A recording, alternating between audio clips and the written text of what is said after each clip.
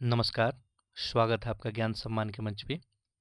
देखिए, चुनौतियाँ तो सभी के सामने होता ही हैं, लेकिन कुछ लोग जो है चुनौतियों का सामना करके निखर जाते हैं और कुछ लोग उन्हीं चुनौतियों का सामना करके बिखर जाते हैं।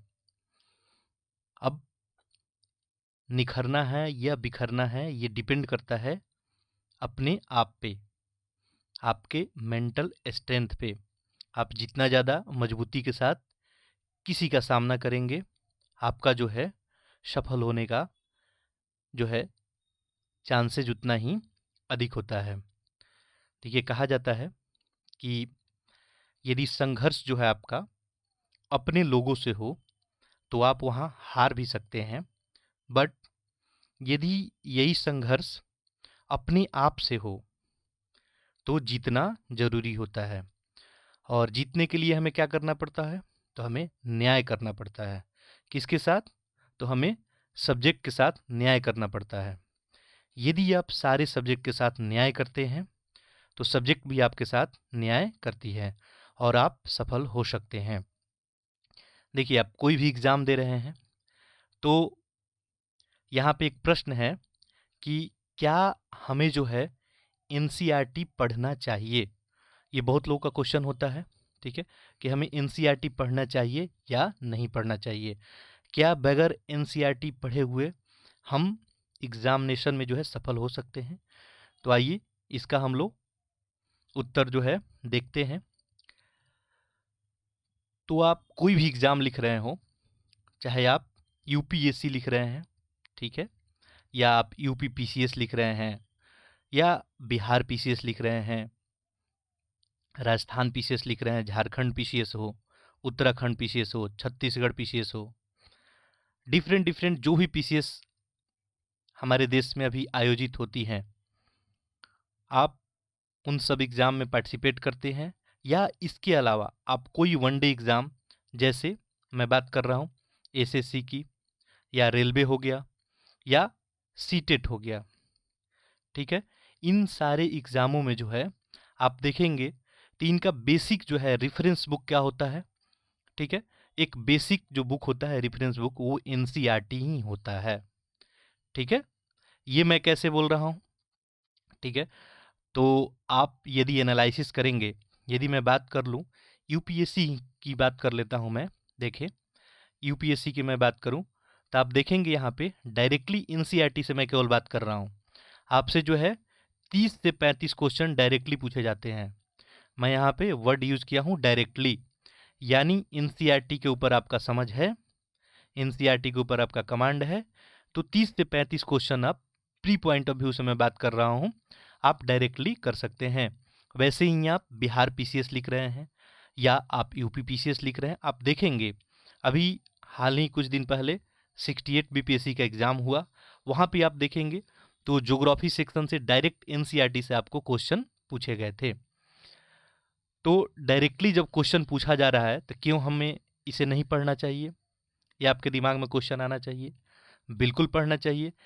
आप देख पा रहे हैं कि यूपीएससी का कटअप आप देख रहे हैं 90 के अप्रॉक्स जो है कटअप कुछ सालों में रहा है, तो उसमें ये कितना महत्वपूर्ण रोल ये आपको निभा सकता है, आप स्वयं से है, आप इसका उत्तर पूछें, आपको उत्तर मिल जाएगा। और यदि एक बात कहूँ तो एनसीईआरटी से बेहतर जो है शुरुआत करने के लिए, मैं स्टडी की जो है शुरुआत करने की, सीखने की शुरुआत की बात कर रहा हूँ, तो इससे बेहतर कुछ हो ही नहीं सकता है।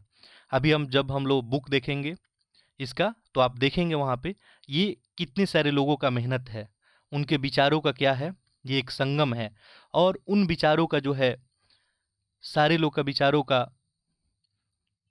एक बुक में मिल जाना, ये कितना ही अच्छा बात है। और उन विचारों को आप अपना के अपने जीवन को, अपने एग्जामिनेशन को बेहतर बना सकते हैं। तो मैं ये बात बोल रहा हूँ कि यूपीएससी में आपको इतने क्वेश्चन आते हैं, बीपीएससी में भी क्वेश्चन आते हैं, सीटेट में आप देखेंगे डायरेक्ट क्वेश्चन यहाँ से देखने को मिलते हैं, तो आपके दिमाग में आ रहा होगा क्या ये बात सही है? चलिए हम लोग एक दो एग्जाम्पल यहाँ पे देखते हैं, आपको क्लियर हो जाएगा, आपको डाउट नहीं रहेगा। देखिए, ये क्वेश्चन है आपको अभी यूपीएससी, ये 2022 का क्वेश्चन है, ठीक है। देखिए क्वेश्चन में क्या लिखा है, निम्नलिखित युग्म पे विचार कीजिए। अशोक के यहाँ पे है, आपको देखेंगे तो अशोक के प्रमुख शिलालेख के स्थान दिए हुए हैं, और एक तरफ है वह स्थान जिस राज्य में है। यानी आपसे ये डायरेक्टली क्वेश्चन पूछा गया है कि अशोक के जो भी शिलालेख हैं वो कहाँ से प्राप्त हुए हैं। अब काफ़ी लोग जो है इन सब बातों पर ध्यान ना देके उनका ध्यान होता है कि अशोक के शिलालेख में कौन कौन सी बातें लिखी हैं, और इन छोटी छोटी बातों को ध्यान में नहीं देते हैं, और यहीं से क्वेश्चन आपको बना दिए जाते हैं, और आप जो है एक दो क्वेश्चन भी गलत करने पे एग्जामिनेशन से बाहर हो सकते हैं। आज आपको पता ही है कंपटीशन का लेवल कहाँ तक पहुँच गया है। वैसे में हमें इन सब क्वेश्चनों को तो छोड़ना एक तरह से अपराध ही है। देखिए, तो मैं बोला था अभी थोड़ी देर पहले कि ये डायरेक्टली आपके एग्ज़ाम में पूछे जाते हैं। तो ये कहाँ दिख रहे हैं डायरेक्टली, जैसे मैं यहाँ पे बोल दिया, आप देखें इस मैप को देखें, ये है आपको क्लास 6, ठीक है, ये क्लास 6 का जो है एनसीईआरटी, ठीक है, हमारा अतीत। इसी में आपको डायरेक्ट जो है आप जाएंगे पेज नंबर 85 या 86 में है ये, वहाँ पे आपको डायरेक्टली ये मैप देखने को मिलेगा। देखें यहाँ पे मौर्य साम्राज्य, उस युग के प्रमुख नगर और अभिलेख। तो यहाँ से आप देखेंगे कि ये रेड जो है आपको जितने भी डॉटेड लाइन है ये अभिलेख है और उनके प्राप्ति का स्थल है। जैसे यहाँ पे आप देखेंगे एरगुडी का अभिलेख जो है, यहाँ पे आप देखें तो ये कहाँ पाया जा रहा है, ये आपको आप देखें यहाँ पे ऑप्शन में आपको दिख रहा था एरगुडी का अभिलेख, तो ये आंध्र प्रदेश, ठीक है, तो ये बिल्कुल ही सही है, ठीक है। इसके अलावा देखिए ये जौगढ़ जो है, ठीक है, ये आपको उड़ीसा में, ठीक है। इसके अलावा देखिए ये कालसी, ये आपको उत्तराखंड में दिख रहा है। तो ये आप मैप में डायरेक्ट देख सकते हैं, ये सब जो है बेसिक इन्फॉर्मेशन है। अब ये बेसिक इन्फॉर्मेशन से आपको डायरेक्ट क्वेश्चन बना के पूछ दिया गया है, ठीक है। धौली उड़ीसा में, ठीक है, एरगुडी जो है आंध्र प्रदेश में, जौगढ़, जौगढ़ देखिए अभी मैप में आप देखिए यहाँ पे ध्यान से देखिए जौगढ़ कहाँ पे है, देखिए कालसी आप देख लिए, ठीक है, ठीक है। इस मैप में जौगढ़ देखें ये उड़ीसा में है, ठीक है। यहाँ पे ऑप्शन में देखें ये मध्य प्रदेश में दिया है, तो ऐसे ही गलत हो गया। ये कालसी कर्नाटक में, ये भी गलत हो गया, ठीक है। कालसी हमने अभी मैप में देखा था, ठीक है, कालसी देखें मैप में कहाँ है, तो ये उत्तराखंड में है। तो आप देख सकते हैं कि डायरेक्टली जो है क्वेश्चन पूछा गया है। तो ये मैप से उठा के डायरेक्टली आपसे क्वेश्चन पूछ दिया गया है, ठीक है। अब इसमें पूछ रहा है ये युग्म सही है, 2 युग्म आप उत्तर कर सकते हैं, ठीक है। तो आप देख पा रहे हैं कि डायरेक्टली क्वेश्चन पूछे जाते हैं। एक बात मैं आपको क्लियर कर दूं कि जब भी कोई एक एग्जामिनर होता है तो क्वेश्चन पेपर बनाने जाता है तो उसके पास रेफरेंस पॉइंट ऑफ व्यू जो है, रेफरेंस में क्या रखता है वो, तो रेफरेंस में आपको 3-4 चीज़ें रखता है। पहला होता है आपको previous year question paper, first thing है previous year question paper. Second है उसके पास होता है आपको सिलेबस, ठीक है, सिलेबस होता है। उसके अलावा तीसरे नंबर पे बात करूं तो कुछ बेसिक रेफरेंस बुक, ठीक है, बेसिक रेफरेंस बुक होता है। और इसके अलावा उसके पास कुछ स्टैंडर्ड बुक होते हैं, ठीक है। इसके अलावा उसके पास न्यूज़पेपर, ठीक है।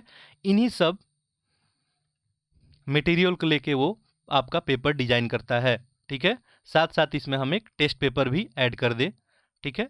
तो ये सब जो है उसके पास रेफरेंस जो है होता है। तो यहाँ पे बेसिक रेफरेंस में मैं बात करूँ तो बेसिक रेफरेंस में रेफरेंस बुक के तौर पे वो क्या यूज करता है, तो वो यूज करता है आपका एनसीईआरटी की बुक, ठीक है, एनसीईआरटी की बुक। अब यहाँ पे आप एग्जाम्पल पे देख पा रहे हैं ये 2022 का क्वेश्चन है, और आपको स्पष्ट हो ही गया होगा कि डायरेक्ट क्वेश्चन कैसे बनते हैं। तो एनसीईआरटी की एक एक लाइन आपके लिए इंपॉर्टेंट है, ठीक है। तो हम लोग आज एनसीईआरटी पढ़ेंगे नहीं, ठीक है, हम लोग एनसीईआरटी का देखेंगे कि इसको 360 डिग्री एनालिसिस करेंगे, हर एक एंगल से इसको जानने का कोशिश करेंगे कि कैसे आपके लिए उपयोगी हो सकता है। एक और क्वेश्चन देखते हैं हम लोग, ये भी आपको यूपीएससी 2020 का क्वेश्चन है। यहाँ पे ध्यान दें, क्वेश्चन में आपसे क्या पूछा गया है कि निम्नलिखित में से किस शासक ने अपनी प्रजा को इस अभिलेख के माध्यम से परामर्श दिया। ये अब वो अभिलेख दिया गया है, देखिए क्या दिया गया है, कोई भी व्यक्ति जो अपने संप्रदाय को महिमा मंडित करने की दृष्टि से अपने धार्मिक संप्रदाय की प्रशंसा करता है या अपने संप्रदाय के प्रति अत्यधिक भक्ति के कारण अन्य संप्रदाय की निंदा करता है, वह अपितु अपने संप्रदाय को गंभीर रूप से हानि पहुंचाता है। तो ये स्टेटमेंट है, ये स्टेटमेंट किसका है आपसे पूछा जा रहा है। एनसीईआरटी का जो मौर्य साम्राज्य का आपको चैप्टर है, ठीक है, ये भी क्लास 6 से ही है, ठीक है। चूँकि आज हम लोग क्लास 6 का यहाँ पे एनसीईआरटी स्टार्ट करेंगे, तो देखें यहाँ पे अपनी प्रजा से जो है अशोक का संदेश है, और देखिए क्या संदेश है कि यहाँ पे सीधे स्पष्ट लिखा हुआ है। यहाँ पे इस लाइन में देखेंगे कि अपने धर्म की प्रशंसा या दूसरे की धर्म की निंदा करना दोनों ही बातें गलत है। हर किसी को दूसरे का धर्म का आदर करना चाहिए। यदि कोई अपने धर्म की बड़ाई और दूसरे की धर्म की बुराई करता है तो वह वास्तव में अपने धर्म का ज़्यादा नुकसान पहुंचाता है। तो आप देख पा रहे हैं डायरेक्टली यहाँ से क्वेश्चन पूछा गया है, इस स्टेटमेंट को उठा के यहाँ से आपसे क्वेश्चन पूछ लिया गया है। तो आपका उत्तर यहाँ पे आपको पता ही हो गया होगा कि आपका उत्तर अशोक हो जाएगा। तो आप देख सकते हैं एनसीईआरटी का क्या इंपॉर्टेंस है। एग्जामिनेशन पॉइंट ऑफ व्यू से मैं बता रहा हूँ, ये हम लोग प्री का क्वेश्चन देख रहे हैं, मेंस के भी क्वेश्चन में इसका काफ़ी इंपॉर्टेंट रोल होता है। साथ साथ यदि आप एसए के पेपर को देखेंगे तो वहाँ भी काफ़ी महत्वपूर्ण रोल ये आपको निभा सकता है। तो आपको स्पष्ट हो गया होगा, अब आपको इस क्वेश्चन का आंसर मिल गया होगा कि आपको एनसीईआरटी पढ़नी चाहिए या नहीं पढ़नी चाहिए। तो ये क्वेश्चन क्लियर हो गया होगा सभी को कि एनसीईआरटी हमें क्यों पढ़नी चाहिए। चलिए नेक्स्ट हम लोग आगे मूव करते हैं। अगला क्वेश्चन है कि एनसीईआरटी में हमें कौन कौन सा सब्जेक्ट जो है पढ़ लेना चाहिए, ठीक है। तो आप देखें यहाँ पे एनसीईआरटी का आप हिस्ट्री कर लें, ठीक है, 6 to 12 जो है हिस्ट्री कर लें, साथ साथ ज्योग्राफी पढ़ लें, ठीक है। उसके अलावा पॉलिटी कर ले, इकोनॉमिक्स कर ले, और साइंस भी आप पढ़ सकते हैं। ये आपको काफ़ी मददगार जो है साबित कर होगा आपके एग्ज़ाम के लिए, ठीक है। तो क्लियर हो गया होगा आपको एनसीईआरटी में क्या क्या पढ़ना चाहिए। नेक्स्ट क्वेश्चन ये है कि हम एनसीईआरटी में ओल्ड एनसीईआरटी पढ़ें या न्यू एनसीईआरटी पढ़ें। ये भी प्रश्न आपके सामने आता होगा, ठीक है। कहीं कहीं आप देखते होंगे कि आपको किसी किसी के द्वारा मार्गदर्शन में आपको बताया जाता है कि आप ओल्ड एनसीईआरटी पढ़ ले, तो कोई बताता है कि न्यू एनसीईआरटी पढ़ ले। अब आप हो गए कंफ्यूज, हम पढ़े तो क्या पढ़े, ठीक है। तो देखिए कहानी ये है कि अभी मार्केट में कौन सा चल रहा है, आप सभी को पता ही है कि न्यू एनसीईआरटी चल रहा है अभी, ठीक है, क्लियर है, इसमें कोई दिक्कत है नहीं। तो न्यू एनसीईआरटी जो चल रहा है ये आपको जो है 2005 में जो है 2005 में आपको नेशनल जो है करिकुलम फ्रेमवर्क के द्वारा इसको लाया गया। इससे पहले जो है ओल्ड एनसीईआरटी चलता था। तो हम लोग को क्या पढ़ना चाहिए, प्रश्न यही है। तो अभी तो हम लोग न्यू एनसीईआरटी पढ़ेंगे। अब आपके दिमाग में आ रहा होगा कि ओल्ड एनसीईआरटी में ऐसा क्या खास है कि कुछ लोग सजेस्ट करते हैं कि ओल्ड एनसीईआरटी भी पढ़ें। तो देखिए न्यू एनसीईआरटी में जब आप देखेंगे तो यहाँ पे इन्फॉर्मेशन आपको अधिक मिलेगा, इन्फॉर्मेशन थोड़ा अधिक मिलेगा आपको ओल्ड एनसीईआरटी से। लेकिन ओल्ड एनसीईआरटी में जब आएंगे तो टॉपिक का जो है थोड़ा आपको डेप्थ में जानकारी मिलेगी न्यू एनसीईआरटी से कंपेयर करें तो सबसे पहले हम क्या करते हैं, न्यू एनसीईआरटी पढ़ लेते हैं, और जो भी फैक्ट इसके अलावा ओल्ड एनसीईआरटी में होंगे उसको भी हम लोग देखेंगे। तो अभी के लिए हम लोग न्यू एनसीईआरटी ही देखेंगे, और क्वेश्चन बनाने वाले के पास भी अभी न्यू एनसीईआरटी ही अवेलेबल होता है, ठीक है। तो एनसीईआरटी को हम लोग कैसे देखेंगे, एनसीईआरटी को हम लोग देखिए एनसीईआरटी को आखिर हम लोग पढ़ेंगे कैसे, ठीक है।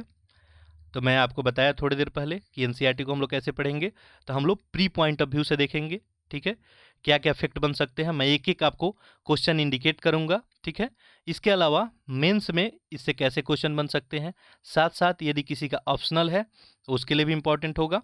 और चौथी बात, यदि आप सभी को पता है कि आज एसए का क्या जो है रोल है आपके एग्जामिनेशन में, तो एसए में भी क्या इससे एसए बन सकता है ये भी मैं इंडिकेट करूंगा, ठीक है। तो ये सारे बातों को हम लोग ध्यान में रख के और इस एनसीईआरटी को पढ़ेंगे, ठीक है। अब जैसे देखिए आपसे मान लीजिए क्वेश्चन पूछ दिया जाए कि इतिहास हमें जो है बेहतर भविष्य का निर्माण में सहायक होता है, चर्चा कीजिए, ठीक है।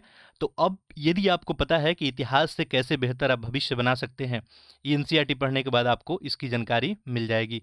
तो आप इस उत्तर को लिख सकते हैं। ये आपसे एसए में भी पूछा जा सकता है, आपसे जो है जीएस पेपर 1 में भी पूछा जा सकता है। आप सभी को पता है कि चाहे आप बीपीएससी का एग्ज़ाम लिख रहे हों, यूपीपीसीएस लिख रहे हैं, या कोई स्टेट पीसीएस लिख रहे हों, आपको जो है वहाँ पे हिस्ट्री देखने को मिलता है। मेंस की मैं बात कर रहा हूँ, साथ साथ जीएस पेपर 1 में आप देखेंगे तो यूपीएससी में भी देखने को मिलता है। तो ये सब आप काम कर सकते हैं। इससे पहले मैं लेक्चर स्टार्ट करूँ, एक दो बातें आपसे कह देना चाहता हूँ। आप जो है लेक्चर को देखने से पहले आप क्या करें, एक रजिस्टर या कॉपी जो भी है ले लें, या जो नहीं चाहते हैं तो आप क्या करें, पेजेज ले लें। ठीक है, पेजेज मार्केट में उपलब्ध होते हैं, 2-3 पेज ले लें। ठीक है, और जो भी मैं फैक्ट इंडिकेट करूं यहाँ पे, ठीक है, मैं प्री पॉइंट ऑफ व्यू से आपको जब भी पढ़ाऊंगा तो बता दूंगा कि ये प्री पॉइंट ऑफ व्यू से इंपॉर्टेंट है, तो आप उसको क्या करेंगे, नोट डाउन कर लेंगे उसमें। ठीक है, नोट कर लेंगे। मैं मेंस के लिए भी कुछ क्वेश्चन आपको बताऊंगा कि आप इस क्वेश्चन को लिखेंगे। ठीक है, और इसी में भी कैसे क्वेश्चन बनाए जा सकते हैं इन टॉपिक से, मैं वो भी यहाँ पे इंडिकेट करूंगा। तो आप क्या करेंगे, आपका काम यही होगा, जब भी मैं बताऊं, जब भी मैं स्टार कहीं लगा रहा हूं या मैं इंडिकेट कर रहा हूं कि इस पॉइंट को आप नोट करें, तो आप नोट कर लेंगे। ऐसा मैं क्यों बोल रहा हूं, ये आपके काफ़ी काम की चीज़ होने वाली है। ठीक है, क्वेश्चन कुछ लोगों का रहता है कि नोट्स कब से बनाएं, क्या बनाएं, तो नोट्स मैं जब पढ़ा रहा हूं उसके साथ आप बना सकते हैं। ठीक है, कोई दिक्कत है नहीं। वैसे नोट्स बनाने का बेहतर तरीका है कि आप 1-2 बार रीडिंग कर लें, फिर आपको अपने आप पता चलने लगेगा कि क्या फैक्ट इसमें ज़रूरी है या नहीं है। इससे पहले नोट्स बनाने से पहले आपको क्या करना चाहिए कि आपको प्रीवियस ईयर क्वेश्चन देख लेना चाहिए। ठीक है, प्रीवियस ईयर क्वेश्चन देखेंगे, सिलेबस देख लेंगे, तो आपको पता चल जाएगा कौन सी बातें आपकी काम की है या नहीं है। ठीक है, तो आप लोग समझ गए होंगे। आप क्या कर सकते हैं, पहला काम यही कीजिए कि आप जो है कुछ पेजेस या कोई एक कॉपी लेके बैठे, जब भी मैं इंडिकेट करूं उसे लिख ले, तो ये आपकी कंप्लीट स्टडी हो जाएगी। आपको दोबारा एनसीईआरटी पढ़ने की ज़रूरत महसूस नहीं होगा। ठीक है, क्लियर है। चलिए, तो जो भी हम पॉइंट जो हाईलाइट करेंगे उसको क्या करना है, आपको नोट करना है, ये आपके रिवीजन के लिए काफ़ी ज़रूरी होगा। ठीक है, और यदि सीखने का प्रोसेस मैं बताऊं तो रिवीजन ही है। एक बार में सारा कुछ हमारे दिमाग में स्टोर हो जाए, ये ऐसा पॉसिबल ही नहीं है। ठीक है, इसका स्ट्रक्चर ही नहीं है ऐसा। अगर ऐसा होता तो ये भी हमारे लिए क्या होता, बहुत ही अधिक गलत होता। क्योंकि आप कोई भी इन्फॉर्मेशन यदि याद रख पाते तो आपके पास जो है दिन भर में हज़ारों इन्फॉर्मेशन आते हैं, आपके लिए प्रॉब्लम हो जाता। ठीक है, तो क्लियर हो गया, हम लोग क्लियर कर लिए अभी तक कि एनसीईआरटी कैसे पढ़े। ठीक है, कैसे पढ़े वो अभी हम लोग सीखेंगे। हम लोग एनसीईआरटी क्यों पढ़ना चाहिए इस टॉपिक पे बात हो गया, कैसे हम लोग पढ़ेंगे ये भी हम लोग देख लिए। ठीक है, क्लियर हो गया। ठीक है, ओल्ड वर्सेज न्यू की भी हमने बात कर ली। ठीक है, कि हमें क्या करना है। साथ साथ अभी हमने 2 क्वेश्चन यहाँ पे देखा। तो आपको जब भी मैं एनसीईआरटी पढ़ा रहा हूँ तो आपको क्या करना है, जो भी चित्र आपको दिख रहे हैं, जो भी इमेज दिख रहा है, ठीक है, इसके अलावा जो भी मैप वगैरह, मैप की मैं बात कर रहा था। ठीक है, इसके अलावा जो भी जानकारी दी गई है, जैसे बॉक्सेज में कहीं कहीं जानकारी दी गई है, उसको ज़रूर पढ़ना है आपको। वहाँ से डायरेक्टली आपसे क्वेश्चन पूछे जाते हैं। ठीक है, तो क्लियर हो गया होगा सारे लोगों को बात ये। ठीक है, कि हम लोग को एनसीईआरटी पढ़ना चाहिए या नहीं पढ़ना चाहिए। ठीक है, अब हम लोग एनसीईआरटी को कैसे पढ़ेंगे, तो हम लोग एनसीईआरटी को एक नए तरीके से पढ़ेंगे। ठीक है, इसका प्रस्तुतिकरण जो है होगा बिल्कुल नया होगा। हम हर एक पॉइंट का एनसीईआरटी की एक एक लाइन से क्वेश्चन बनते हैं। ठीक है, तो कब किस लाइन से एग्जामिनर क्वेश्चन बना दे हमें पता नहीं है, तो हम हर एक लाइन को जो है काफ़ी अच्छे से बेहतर तरीके से पढ़ेंगे। देखिए, इतिहास जनरली होता क्या है। ठीक है, तो इतिहास क्या है आप सभी को पता ही है। तो इसी पॉइंट से हम लोग शुरुआत करते हैं कि इतिहास जो है होता क्या है। इसके बाद हम लोग सीधे अपने बुक पे आ जाते हैं। चूँकि इतिहास आज हम लोग पढ़ने जा रहे हैं और ये क्लास आपका 6 का इतिहास होगा, यहीं से हम लोग स्टार्ट करेंगे। आज जो है हम लोग एक चैप्टर कंप्लीट करेंगे, थोड़ा ये लेक्चर लंबा हो सकता है, तो आप सभी क्या कर सकते हैं, आप जो भी हैं, आप यदि रिवीजन पर्पस से देख रहे हैं तो आप पता ही है, आपको यूट्यूब आपको ऑप्शन देता है 1.25 या इससे अधिक स्पीड करके इसको सुन सकते हैं। ठीक है, और इस लेक्चर को जो है अधिक से अधिक लोगों तक पहुंचाएं, ताकि हमारा जो है इस लेक्चर बनाने का पर्पस जो है सफल हो सके। ठीक है, तो लेक्चर को अधिक से अधिक लोगों तक शेयर करें और सब्सक्राइब भी जरूर कर लें इस चैनल को। इस पे जो है आपको इस चैनल पे रोज़ जो है, अभी ये जो सीरीज हो रहा है एनसीईआरटी का सीरीज, रोज़ एक वीडियो हम डालेंगे। आपको जो है क्वेश्चन भी देंगे हम। ठीक है, ये जैसे ही लेक्चर फिनिश होगा आपको क्वेश्चन देंगे, और उन क्वेश्चनों को क्या करना है, आपको टेलीग्राम ग्रुप में आपको लिखना है। ठीक है, चलिए, तो हम आपको बताएंगे कैसे क्या क्या करना है, परेशान नहीं होना है। सबसे पहले देखते हैं इतिहास होता क्या है। ठीक है, आप सभी को पता ही है इतिहास क्या होता है। ठीक है, तो आप देख रहे हैं कि किसी व्यक्ति, समाज अथवा देश से संबंधित महत्वपूर्ण, विशिष्ट व सार्वजनिक क्षेत्र की घटनाओं तथा आदि का कालक्रमिक विवरण ही क्या होता है, इतिहास कहलाता है। तो एक टेक्निकल डिफिनीशन आपके सामने है कि आपको मान लीजिए किसी व्यक्ति का इतिहास जानना है या किसी समाज का जानना है, किसी देश का इतिहास जानना है। ठीक है, जो भी क्या-क्या घटनाएँ घटित हुई है, उसका कालक्रमिक जो है विवरण जो प्रस्तुत किया जाता है, वही क्या कहलाता है? इतिहास कहलाता है। यानी मैं बोलूँ तो अतीत के जो है क्रमबद्ध अध्ययन को ही क्या बोलते हैं? इतिहास बोलते हैं। अब क्वेश्चन है कि अतीत का आखिर अध्ययन क्यों करें हम? ठीक है, अतीत का अध्ययन क्यों करें? तो अतीत का अध्ययन हम इसलिए करें क्योंकि वर्तमान को हम लोग बेहतर बना सकें। ठीक है, हमारे पूर्वज जो जो गलतियाँ किए हैं, हम उन्हीं को यदि दोहराते हैं तो हमसे बड़ा मूर्ख कोई नहीं हो सकता है। दूसरे की गलतियों को सीख के और हम अपने बेहतर जो है भविष्य का निर्माण कर सकते हैं। ठीक है, हम जब भी पढ़ रहे हैं तो हमारी निगाहें जो है बिल्कुल खोजी निगाहें होनी चाहिए। ठीक है, हमारा जो सोच होना चाहिए बहुयामी होना चाहिए, मल्टी डायमेंशनल होना चाहिए।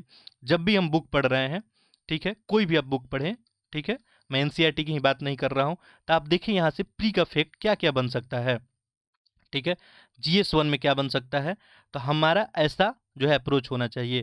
तो इतिहास एक ये आपको टेक्निकल डिफिनीशन है, ठीक है, कि इतिहास जो है क्या होता है, आप सभी को पता ही है। देखिए, अब कुछ लोगों का प्रश्न आता है कि हम उत्तर कैसे लिखेंगे, ठीक है, हमें समझ में नहीं आता है शुरुआत कैसे करें, उत्तर कहाँ से लिखें, ठीक है, कुछ हमारा दिमाग ही ब्लॉक हो जाता है, पूरा ब्लैंक हो जाता है दिमाग, ठीक है। तो ये आज पहला लेक्चर है। मैं लेक्चर फिनिश होने से पहले आपको बता दूंगा, आप कुछ प्रश्न का उत्तर लिख के और टेलीग्राम पे सबमिट करेंगे। ये आपका शुरुआत है, ठीक है, बिल्कुल जीरो से शुरुआत करेंगे। छोटे छोटे क्वेश्चन आपको दूंगा यहाँ से इसी बुक से, और आप लिखने का, आप एक दिन ऐसा आएगा कि आप बड़े बड़े क्वेश्चन का उत्तर आसानी से लिख पाएंगे। ठीक है, तो आप बिल्कुल परेशान नहीं होंगे। हम लोग बिल्कुल एक प्रॉपर वे में हम लोग अपने स्टडी को कंटिन्यू रखेंगे। मैं इसलिए बात कहा हूँ कि देखिए, कोई भी सिस्टम 100% इफिशिएंट कब होता है, मैं किसी सिस्टम की बात कर रहा हूँ। मान लीजिए कोई भी सिस्टम है, ये हमारे पढ़ने और आपके, हमारे पढ़ाने और आपके पढ़ने का जो सिस्टम है, मैं मान लो आपको पढ़ाता हूँ, कुछ इन्फॉर्मेशन मैं आपको दे रहा हूँ, ठीक है, आपको यूट्यूब के माध्यम से इन्फॉर्मेशन आपके पास पहुँच रहा है।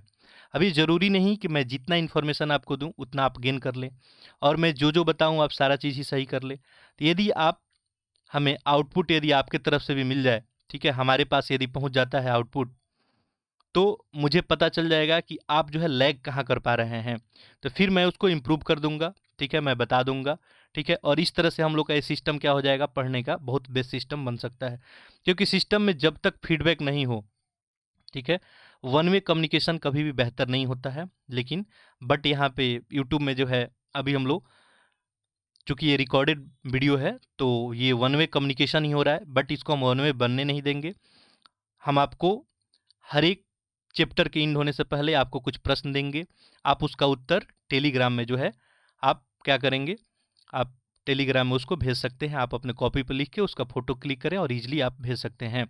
ठीक है, तो आपको लिंक यहाँ प्रोवाइड कर दूंगा। ठीक है, क्लियर है? चलिए, तो इतनी बातें आप सारे लोग समझ चुके होंगे।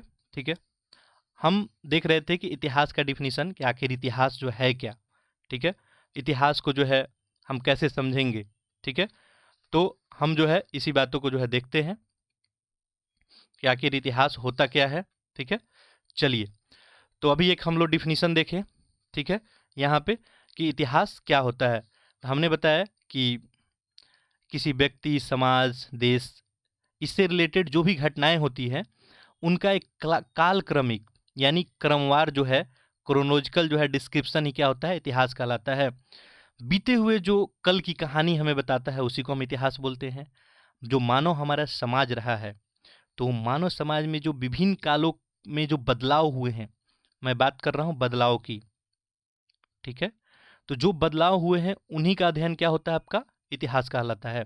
ठीक है, तो हम देखेंगे कि मानव का जैसे जैसे डेवलपमेंट होते गया, इसमें क्या बदलाव आते गया, और यही अध्ययन क्या होता है, आपका इतिहास कहलाता है। जैसे सामाजिक स्थिति में क्या बदलाव आई, ठीक है, इसके अलावा अर्थव्यवस्था में, आर्थिक स्थिति में क्या बदलाव आई, इसके अलावा धार्मिक स्थिति में क्या बदलाव आई। तो जो मानव के समाज में जो है विभिन्न कालों में, टाइम पीरियड में जो भी चेंजेज आए, उसी का हमको अध्ययन क्या होता है, इतिहास कहलाता है। तो यही हम लोग यहाँ पे देखने वाले हैं। ठीक है, आप सभी को पता ही होगा कि विभिन्न टाइम पीरियड में जो भी राजा या साम्राज्य रहे हैं, तो उनके समाज के बारे में हमको इतिहास बताएगा। ठीक है। बीते हुए समय में जो है लोग कैसे रहते थे, क्या खाते थे, क्या पहनते थे, क्या उनका पेशा था, क्या उनकी उपलब्धियाँ थी, क्या वो गलतियाँ किए थे, ठीक है। बच्चे जो है पुराने समय में किस तरह के जो है खेल खेला करते थे, ठीक है। ये सब जानकारी हमें इतिहास में मिलेगा। यानी ओवरऑल मैं कहूँ तो बीते हुए समय का जो है एक कालक्रमिक अध्ययन ही क्या है, आपका इतिहास कहलाता है। तो ये तो इतिहास का डिफिनीशन हो गया। बाकी इस एनसीईआरटी सीरीज के बाद आपको इतिहास का लेक्चर जो है अभी एक प्रोवाइड कराया जाएगा जो एडवांस लेवल तक होगा। बाकी ये 6 to 12 आप कर लेंगे तो आपको जो है बेसिक बेसिक जितनी क्वेश्चनें आती है एग्जाम में आपको कोई प्रॉब्लम नहीं आएगा, ठीक है। तो इस इतिहास के अध्ययन से सबक लेके हम क्या कर सकते हैं, बेहतर भविष्य का जो है निर्माण कर सकते हैं।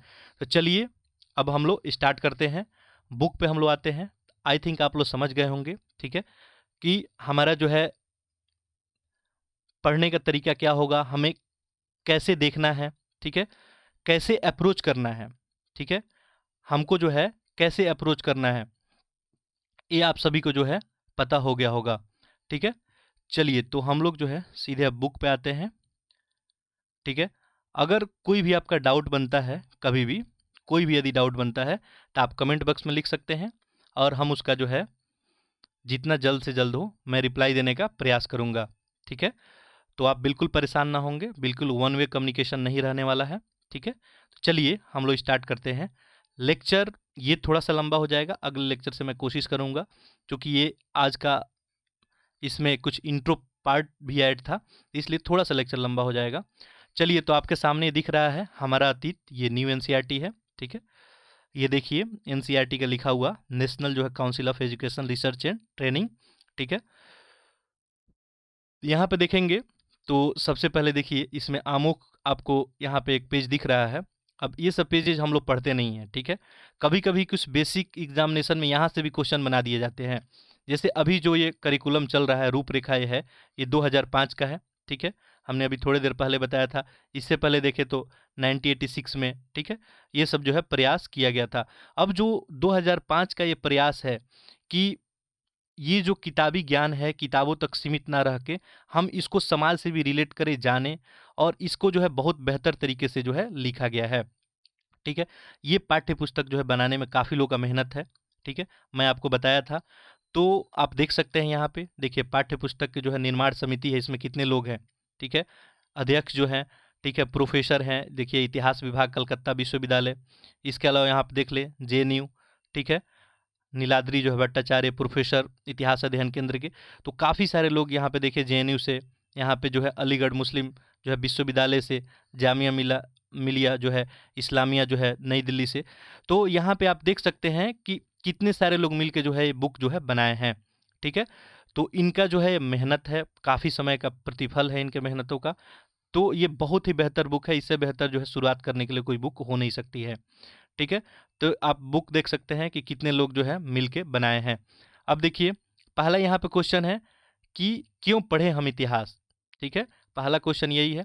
और इसको जो है काफ़ी लोग स्किप कर देते हैं, ठीक है, शुरुआत यहीं से है, ठीक है, कि क्यों पढ़ें हम इतिहास, ठीक है। आपके दिमाग में क्वेश्चन आना चाहिए कि इतिहास क्यों हमें पढ़ना चाहिए। तो देखिए इसका जवाब आपको इसमें मिल जाएगा।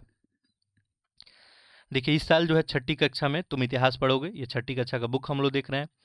कुछ और विषयों के साथ इतिहास जो है समाज विज्ञान का ही क्या है, हिस्सा है। आपको पता ही है समाज विज्ञान में 3 सेक्शन आते हैं, ठीक है, इतिहास हो गया, भूगोल हो गया और आपको नागरिक शास्त्र हो गया। समाज विज्ञान हमें जो है अपनी सामाजिक दुनिया की कार्य प्रणाली को समझने में मदद करता है कि जो भी आपकी सामाजिक दुनिया है वो कैसे काम कर रही है। समाज विज्ञान हमें जीवन के कई पहलुओं के बारे में बताता है, भूगोल के बारे में बताता है, अर्थव्यवस्था के चलने के बारे में, सामाजिक और राजनीतिक जीवन की व्यवस्था के बारे में बताता है। इतिहास के अतिरिक्त समाज विज्ञान के अन्य विषय प्रायः आज की दुनिया के बारे में ही बताते हैं। इतिहास क्या बताता है कि आज की दुनिया कैसे विकसित हुई है। जो आज आपको दुनिया दिख रही है क्या पहले ऐसी ही थी? बिल्कुल नहीं थी। ये कैसे कैसे डेवलपमेंट हुआ है, कैसे कैसे चेंजेज हुआ है, सारा आपको इतिहास में सीखने को मिलेगा। यह हमें वर्तमान के अतीत के बारे में बताता है, यानी हमारा अतीत कैसा रहा है, हमारा पूर्वज कैसे रहे हैं। ये जो भी चीज़ें आपको दिख रही हैं पहले ऐसे नहीं थी। सारा हमको यहाँ पे देखने को मिलेगा। हम जिस समाज में रहते हैं उसके परिवेश की हमें आदत पड़ जाती है। हम यह मान लेते हैं कि दुनिया हमेशा ऐसी ही रही है। हम भूल जाते हैं कि जीवन हमेशा वैसा नहीं था जैसे हमें आज दिखता है। ठीक है, तो क्लियर है। पहले देखिए इंसान जो है खाना बदोश का जीवन जीता था, आज जीवन में अस्थायित्व है। तो आज के जीवन जैसा पहले का जीवन बिल्कुल नहीं था। उदाहरण के लिए, क्या तुम एक ऐसी दुनिया की कल्पना कर सकते हो जहां आग ना हो? आपको पता ही है इनिशियल टाइम पीरियड में आग बिल्कुल नहीं था। ठीक है, तो वैसी दुनिया में लोग रहते थे जहां आग भी नहीं है, और आज जो है पूरा विश्व ही चकाचौंध जो है बिजली से जो है, बिजली की रोशनी में नहाया हुआ है। तो देखिए परिवर्तन कितना हुआ है। कैसा रहा होगा एक ऐसी दुनिया में रहना जहां खेती बाड़ी का आविष्कार ही नहीं हुआ। इनिशियल टाइम पीरियड में खेती बाड़ी भी नहीं था। ठीक है, कोई खेती नहीं होता था। या उस जमाने में जिंदगी कैसी रही होगी जब लोग लंबी यात्राएं तो कर लेते थे लेकिन ना सड़कें थी ना ही रेलगाड़ियां थी। अब देखिए आज जो है आपके पास सड़कें हैं, रेलगाड़ियां हैं, पहले ऐसी कोई व्यवस्था नहीं थी। तो इतिहास जो है हमें उन अतीत की ओर ले जा सकता है और बताएगा कैसे कैसे डेवलपमेंट हुआ है। ठीक है, आगे देखें। इस रूप में इतिहास एक रोमांचक यात्रा है। यह यात्रा तुम्हें समय और संसार के आर पार ले जाती है। यह ले जाती है हमें एक दूसरे दुनिया में, एक दूसरे युग में, जब लोगों का जीवन अलग था। उनकी अर्थव्यवस्था और समाज, उनकी मान्यताएं और विश्वास, उनके भोजन, कपड़े, उनके घर, बस्तियां, उनकी कला, शिल्प, सब कुछ भिन्न था। आज से देखिए सब कुछ भिन्न था। पहले भोजन उनका करना, उनके कपड़ा पहनना, उनकी घर, उनकी बस्तियां, इनिशियल टाइम पीरियड में तो ये सब होते भी नहीं थे। इतिहास ऐसी दुनिया के झरोखों को खोल सकता है। तुम अपने कंधे झटक कर कह सकते हो कि हम ऐसी बीती बातों को लेकर क्यों परेशान हो जाते हैं, अब नहीं है। देखिए, तुम अपने कंधे झटक कर कह सकते हो कि हम ऐसी बीती बातों को लेकर क्यों परेशान हो जो अब नहीं है, ऐसा अतीत जो गुजर चुके हैं। लेकिन इतिहास सिर्फ कल के बारे में नहीं है, यह आज के बारे में भी है। आज हम जिस दुनिया में हैं उसे बनाया है हमसे पहले आए लोगों ने। उनके जीवन के सुख दुख, अपने युग की समस्याओं से जूझने की उनकी कोशिशें, उनकी खोजें और आविष्कार, इन्हीं के ताने बानों में तो मानव समाज बदला है।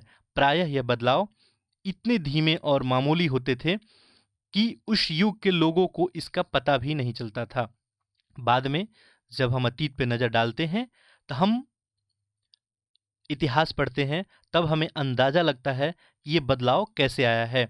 तभी हम लंबे अंतराल में धीमे धीमे होने वाले परिवर्तन का असर देख पाते हैं। इतिहास पढ़कर हम समझ पाते हैं और आधुनिक दुनिया के अनेक सदियों से हो रहे बदलाव का ये परिणाम है। तो आप देख सकते हैं यहाँ से आपसे क्वेश्चन पूछा जा सकता है। ठीक है, कि इतिहास के बारे में देखिए कितना बेहतर तरीके से ये लिखा हुआ है एक समरी। ठीक है, और इसको हम लोग ऐसे ही स्किप कर देते हैं। ठीक है, डायरेक्ट चैप्टर स्टार्ट कर लेते हैं। तो इन सब बातों को भी पढ़ना चाहिए। ठीक है, इससे आपको देखिए कितना सारा यहाँ पे पॉइंट ऑफ व्यू देखने को मिला। चलिए आगे बढ़ते हैं हम लोग। तो यही आपको डिस्क्रिप्शन है।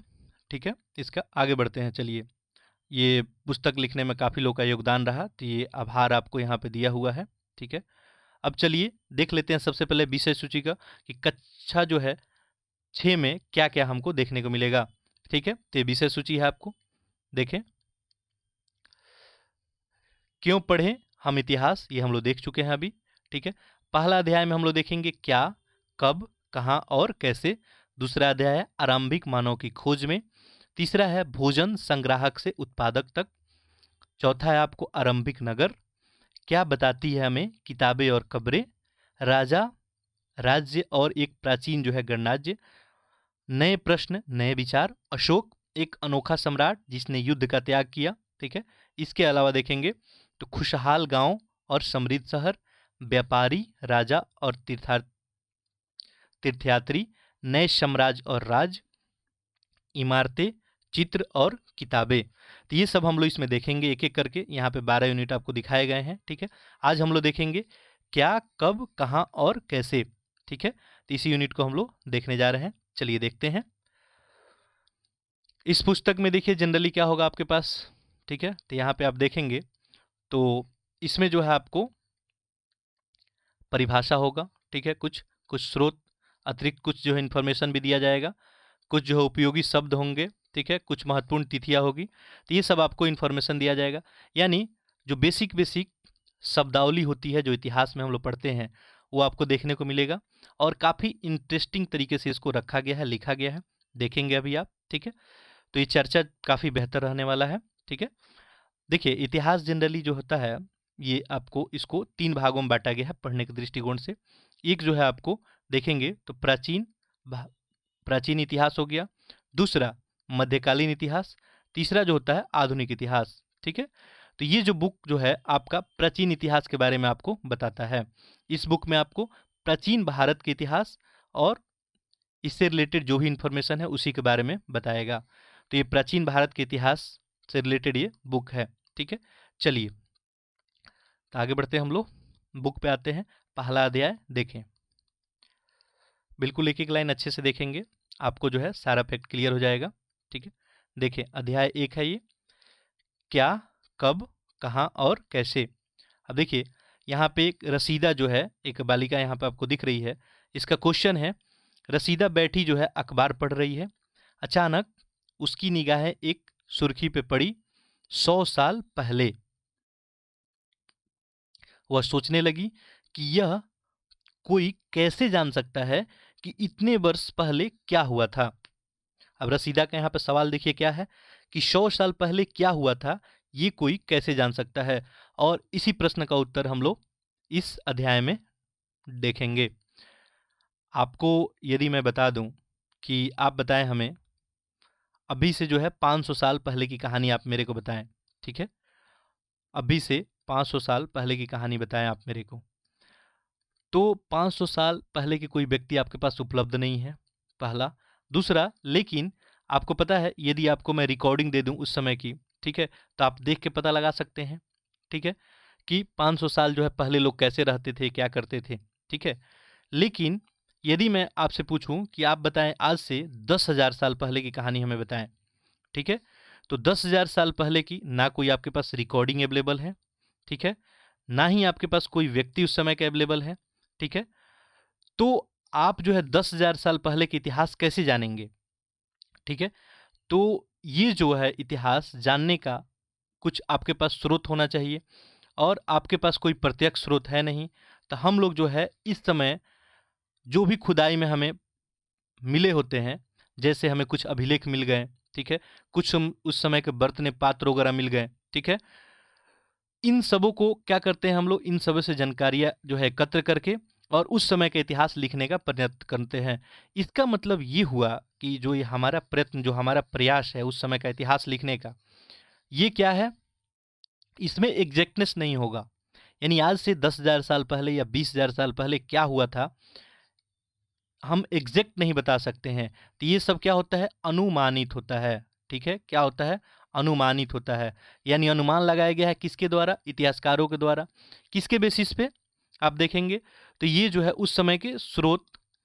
अब मान लीजिए, आप कल्पना कीजिए, एक मैं आपको एग्जाम्पल देना चाहता हूँ यहाँ पे, कि मान लीजिए अभी कुछ कारणवश आज जो है 2023 है, ठीक है, 2023 में ही किसी कारणवश जो है ये पृथ्वी हमारी, मान लीजिए कि ये दूसरे किसी ग्रह से टकरा जाती है, और यहाँ पे पूरे जो ही मानव सभ्यता है, मानव जितनी जाति है, ये नष्ट हो जाते हैं, यानी ये दब जाते हैं यहाँ पे।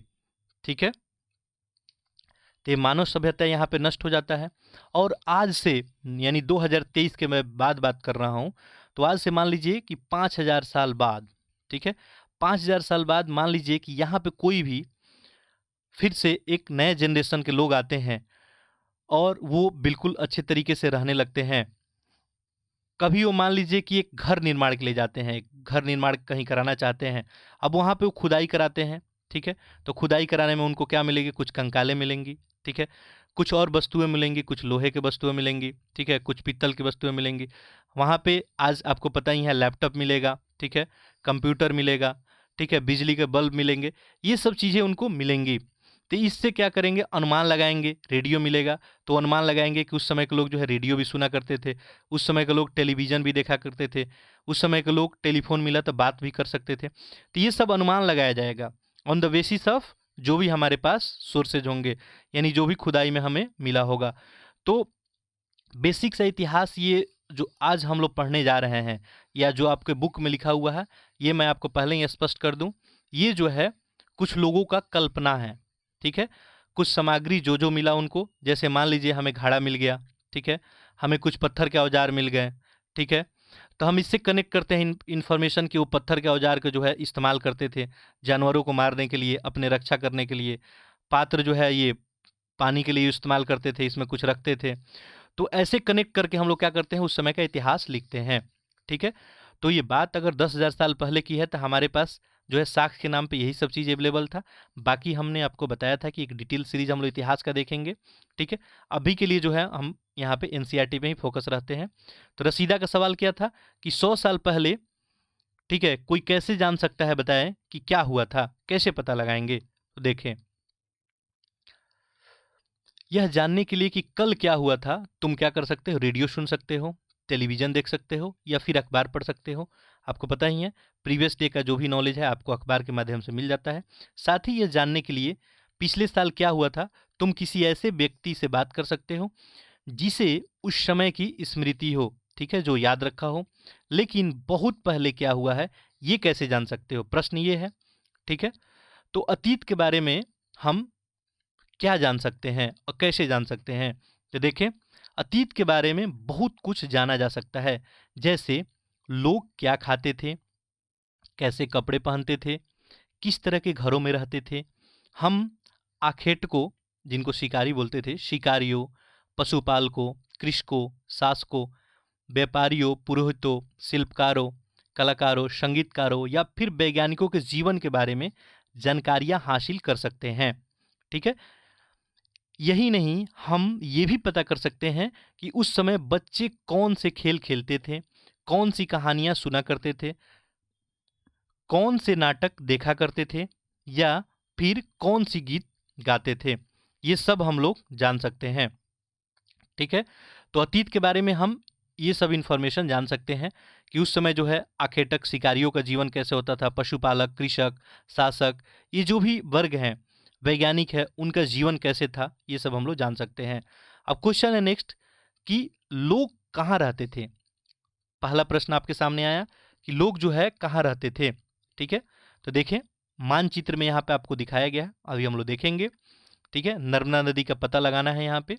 ठीक है, अब देखिए, कई लाख वर्ष पहले से लोग इसी नदी तट पे रह रहे हैं। यहाँ पे देखेंगे कई लाख वर्ष पहले से लोग कहाँ रह रहे हैं, तो नर्मदा नदी के तट पे रह रहे हैं।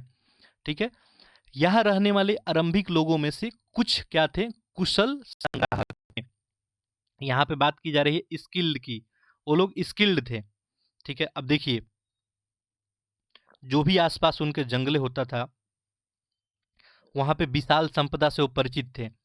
अपने भोजन के लिए वो जड़ों, फलों, जंगलों के अन्य उत्पादों का यहीं से संग्रह करते थे। अब यहाँ पे आप ध्यान देंगे, जब भी आप जंगल वगैरह में जाएंगे तो यहाँ पे आपको एक तो पॉइजनस पौधे भी होते हैं, विषैले पौधे। ठीक है, एक न्यूट्रिशियंस जो आपको जो एनर्जी दें वैसे भी पौधे होते हैं। तो यानी वो क्या थे, स्किल्ड थे। ध्यान देंगे, वो क्या थे, स्किल्ड थे। यदि वो स्किल्ड नहीं होते तो पॉइजनस पौधे खा लेते और वो क्या होते, आकस्मिक जो है उनका देहांत हो सकता था। तो कुशल संग्राहक थे, ध्यान देंगे। ठीक है, उनको नॉलेज था, उनको ज्ञान था उस समय के बारे में। ठीक है, कि कौन से फल को खाना है, किसको नहीं खाना है। ठीक है, तो यही लिखा है आपको, कुशल संग्राहक थे, अपने आसपास के जंगलों से विशाल संपदा से वो परिचित थे, अपने भोजन के लिए जड़ वगैरह का इस्तेमाल करते थे। ठीक है, और यहीं से वो संग्रह भी किया करते थे। वे जो है जानवरों का आखेट शिकार भी किया करते थे, ठीक है, अपने खाने के लिए। चलिए नेक्स्ट पेज पे आते हैं हम लोग, देखें।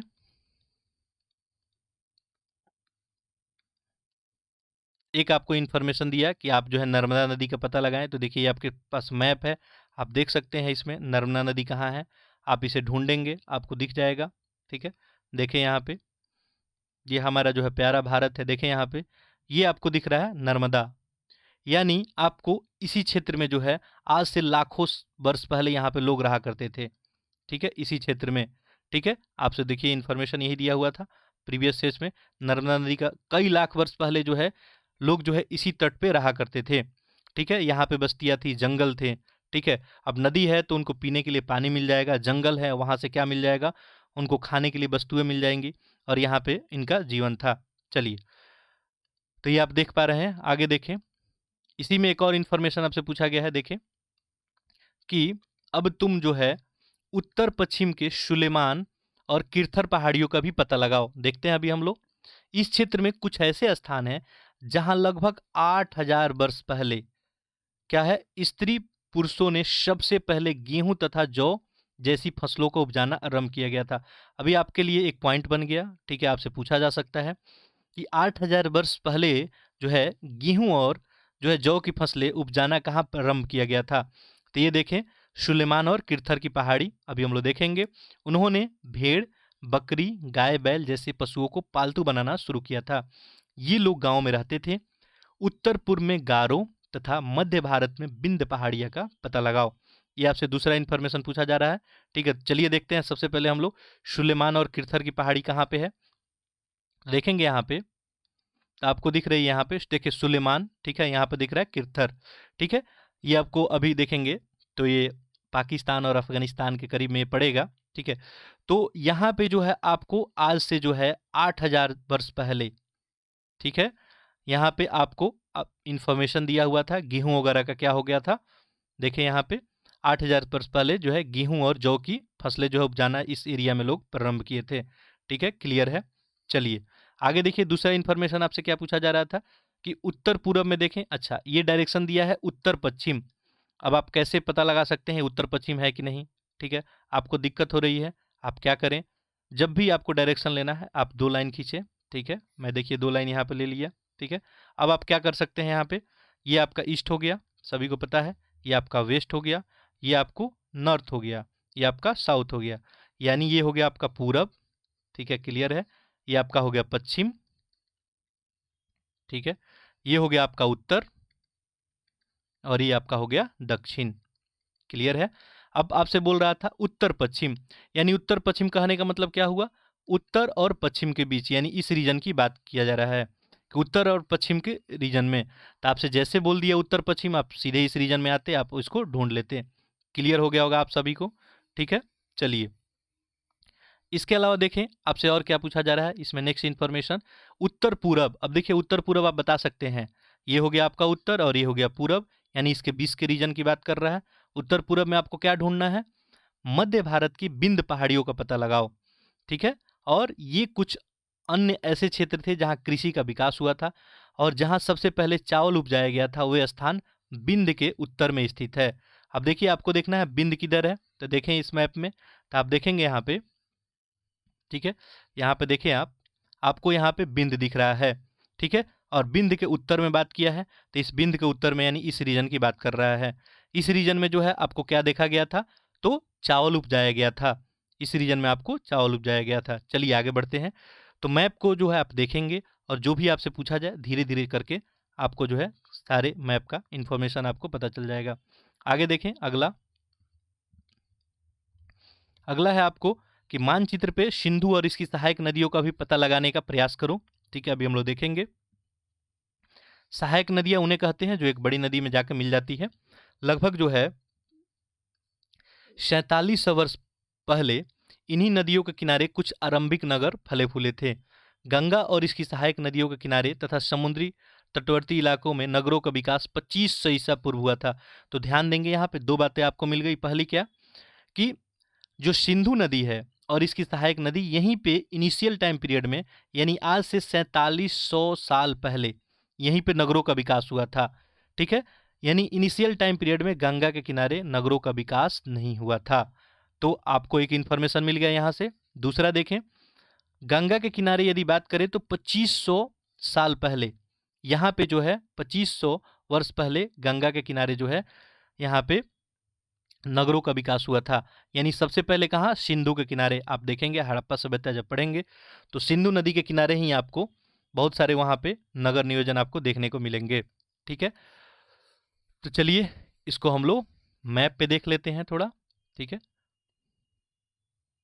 देखिए यहाँ पे, अब देखेंगे यहाँ पे तो आपको सिंधु नदी दिखेंगी, ठीक है, और उसकी सहायक नदियाँ इस मैप में देखिए ध्यान से। तो देखिए यहाँ पे ये है आपको देखें सिंधु नदी है, यही आपको जो नदी दिख रही है ये कौन सी है, सिंधु नदी है। इसी के सब सहायक नदी है सतलज, रावी, चिनाब, झेलम। और यही जो रीजन है यहीं पे इनिशियल टाइम पीरियड में यानी आज से 4700 वर्ष पहले यहाँ पे आपको मानव बस्ती देखने को मिला था।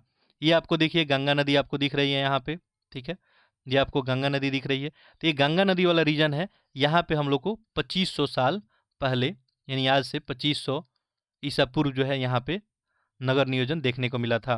क्लियर हो गया होगा आप सभी को। चलिए आगे बढ़ते हैं। नेक्स्ट देखें, नेक्स्ट दिया है गंगा तथा इसकी सहायक नदी सोन का पता लगाओ। गंगा के दक्षिणी में इन नदियों के आसपास का क्षेत्र प्राचीन काल में मगध के नाम से जाना जाता था, ठीक है, तथा इसके शासक बहुत शक्तिशाली थे। उन्होंने एक विशाल राज्य स्थापित किया था।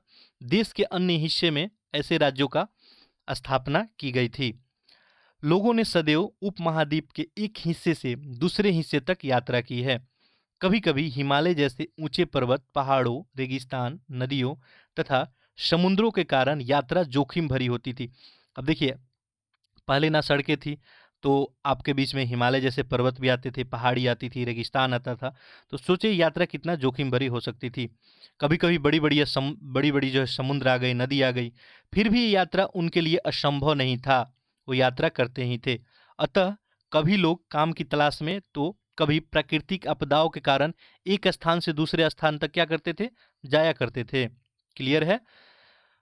कभी कभी सेनाएं दूसरे क्षेत्रों पर विजय हासिल करने के लिए जाती थी। इसके अतिरिक्त व्यापारी कभी काफिले में तो कभी जहाजों में अपने साथ मूल्यवान वस्तु लेकर एक स्थान से दूसरे स्थान तक जाते थे। धार्मिक गुरु लोगों को शिक्षा और सलाह देते हुए एक गांव से दूसरे गांव तथा एक कस्बे से दूसरे कस्बे जाया करते थे। कुछ लोग नए और रोचक स्थानों को खोजने की चाह में उत्सुकता भी यात्रा किया करते थे। इन्हीं सभी यात्राओं से लोगों को एक दूसरे के विचारों को जानने का अवसर मिला। आप देखेंगे, एक बात मैं आपको स्पष्ट कर दूं कि कोई व्यक्ति अगर ट्रेवल करता है, कोई व्यक्ति अगर ट्रेवल कर रहा है, मान लीजिए यदि मान लीजिए कोई इंडिया से कोई यदि जा रहा है मान लीजिए चाइना, ठीक है, या इंडिया से आप ब्रिटेन पहुंच रहे हैं, इंग्लैंड पहुंच रहे हैं, ठीक है, या इंग्लैंड से जो है कोई व्यक्ति मान लीजिए इंडिया आ रहा है, चाइना से कोई इंडिया आ रहा है, कोई मध्य एशिया से इंडिया आ रहा है।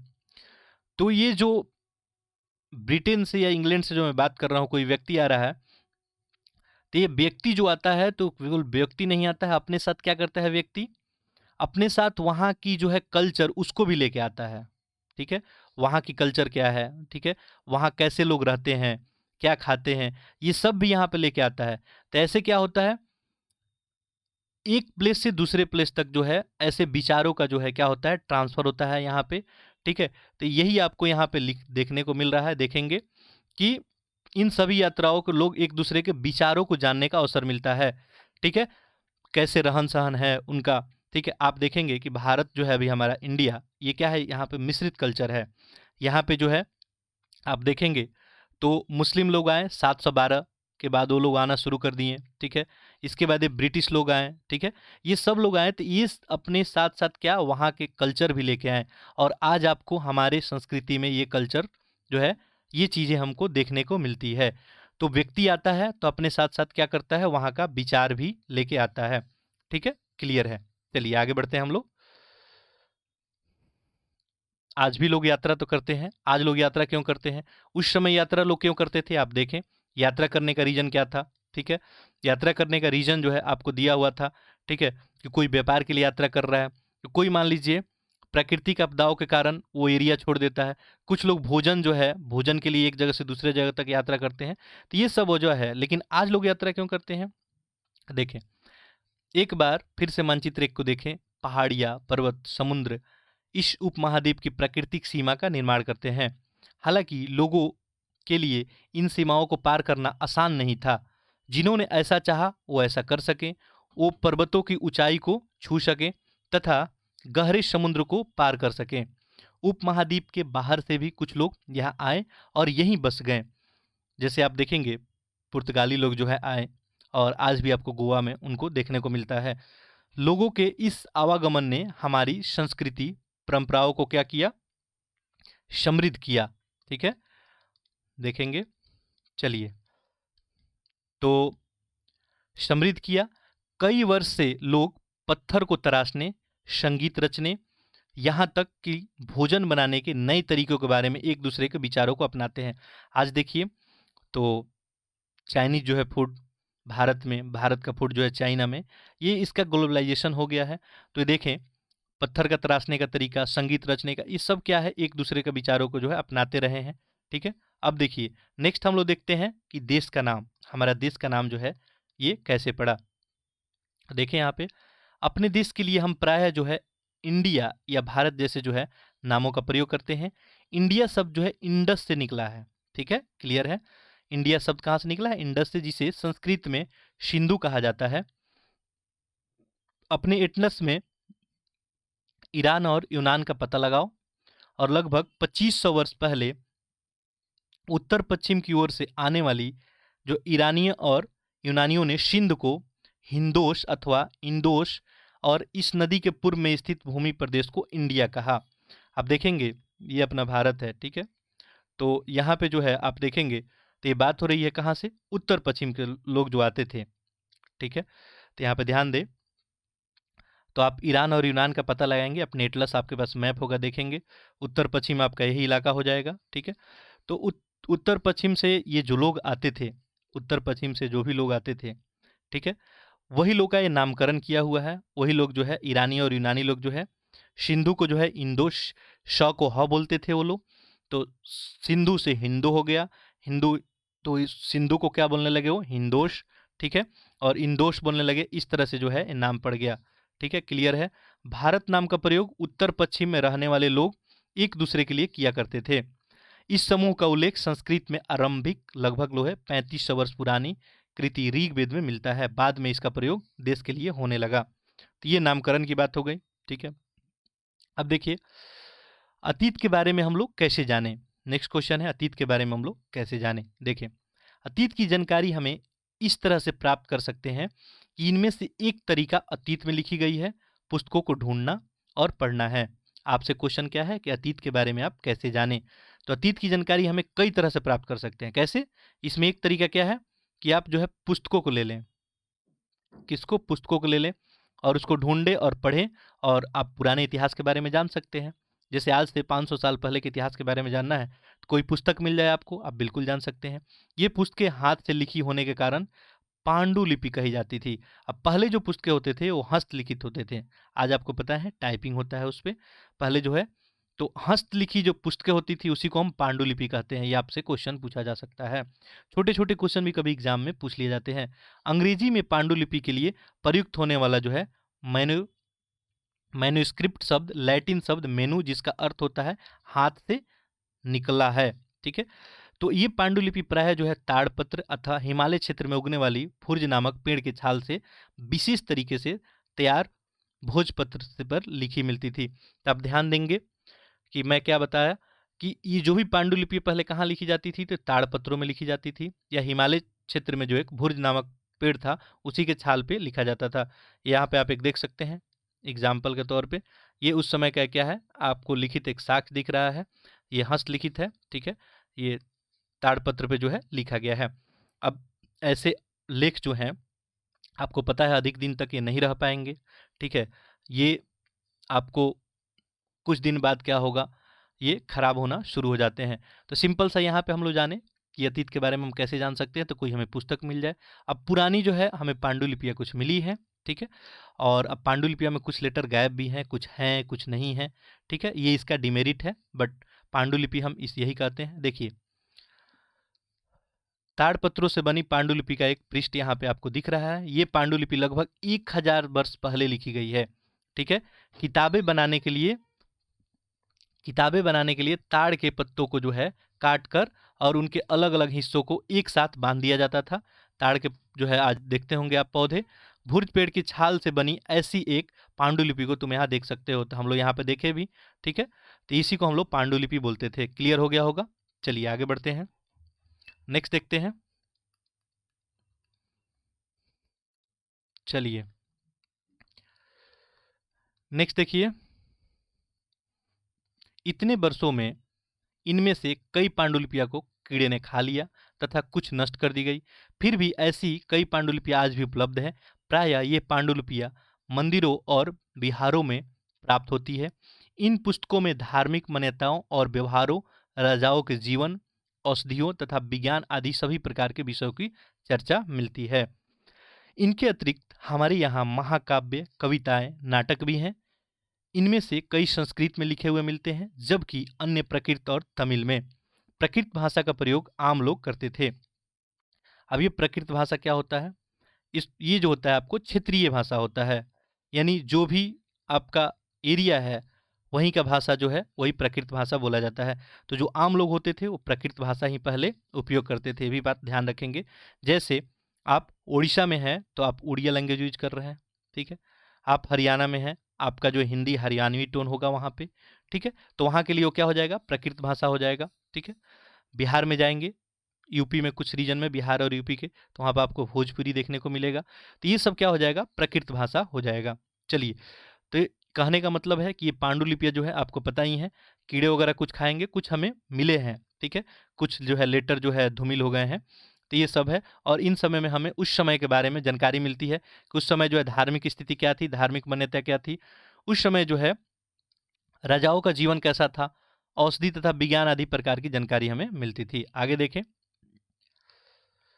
इन अभिलेखों के अध्ययन कर सकते हैं और ऐसे लेख पत्थर अथवा धातु जैसी अपेक्षाकृत कठोर सतहों पर उत्तीर्ण किए गए मिलते हैं। अब कुछ हमें अभिलेख मिले हैं, ठीक है। अभिलेख जो है, जो लेख पत्थर पे लिखे हुए हैं या धातु पे लिखे हुए हैं। अब आपको पता है पत्थर या धातु पे जो लेख लिखे गए होंगे, ठीक है, वो नष्ट नहीं हो सकते हैं, ठीक है। पत्थर या धातु जल्दी नष्ट होते नहीं हैं, तो ऐसे भी हमें अभिलेख मिले हैं। कभी कभी शासक अथवा अन्य लोग अपने आदेश को इस तरह उत्तीर्ण करवाते थे ताकि लोग उन्हें देख सकें, पढ़ सकें और उनका पालन कर सकें। आज देखते हैं आप कि आज के ज़माने में जो है गवर्नमेंट क्या करती है, अपने बारे में कुछ भी बताना होता है तो आप देखते हैं कि डिजिटल जो है बोर्ड जगह जगह पे लगा होता है, ठीक है। तो आज जो है हमारा समाज काफ़ी आगे निकल गया है। तो उस समय के लिए कोई राजा जो है अपना यदि बात लिखवाना चाहता था तो अभिलेखों के माध्यम से लिखवाता था। अभिलेख क्या होता है? जनरली पत्थर पे जो है कट करके कोई बात लिखा गया है, उसे हम अभिलेख कहते हैं। या कोई मान लीजिए धातु है, उस पर कोई बात लिखी गई है, ठीक है, इसे हम अभिलेख कहते हैं। इसको हम लोग डिटेल में बाद में देखेंगे, ठीक है। तो अभी के लिए आप जान जाएं कि अभिलेख होता क्या है, ठीक है, कि पत्थर या धातु जैसे जो भी अपेक्षाकृत कठोर चीज है उन पे उत्तीर्ण किए गए जो भी लेख हैं उन्हीं हम क्या कहते हैं? अभिलेख कहते हैं, ठीक है। अब कुछ अन्य प्रकार के अभिलेख भी मिलते हैं जिनमें राजाओं तथा रानियों सहित अन्य स्त्री पुरुषों ने भी अपने कार्यों का विवरण उत्कीर्ण करवाए हैं, ठीक है। अब राजा यदि लिखवाएगा तो अपने बारे में लिखवाएगा, लेकिन कुछ हमें अन्य जो अभिलेख भी मिले हैं जहाँ आम लोगों की भी बात रखी गई है। नेक्स्ट देखें, उदाहरण के लिए प्राय शासक जो है लड़ाइयों में अर्जित विजयों का लेखा जोखा अभिलेख में रखते हैं। जैसे अशोक का आप अभिलेख देखेंगे, ठीक है, तो वहाँ पर आप देखेंगे कि 13वें नंबर में बात लिखा है, कलिंग विजय की वर्णन की गई है, ठीक है। आगे देखें, क्या तुम बता सकती हो कि कठोर सतह पे लेख लिखाने का क्या लाभ थे, ठीक है, ऐसे करवाने में क्या क्या कठिनाइयाँ आती है। अब देखिए आपके लिए एक छोटा सा प्रश्न हुआ, इसका आप उत्तर लिखेंगे और टेलीग्राम ग्रुप में हमें जरूर बताएंगे।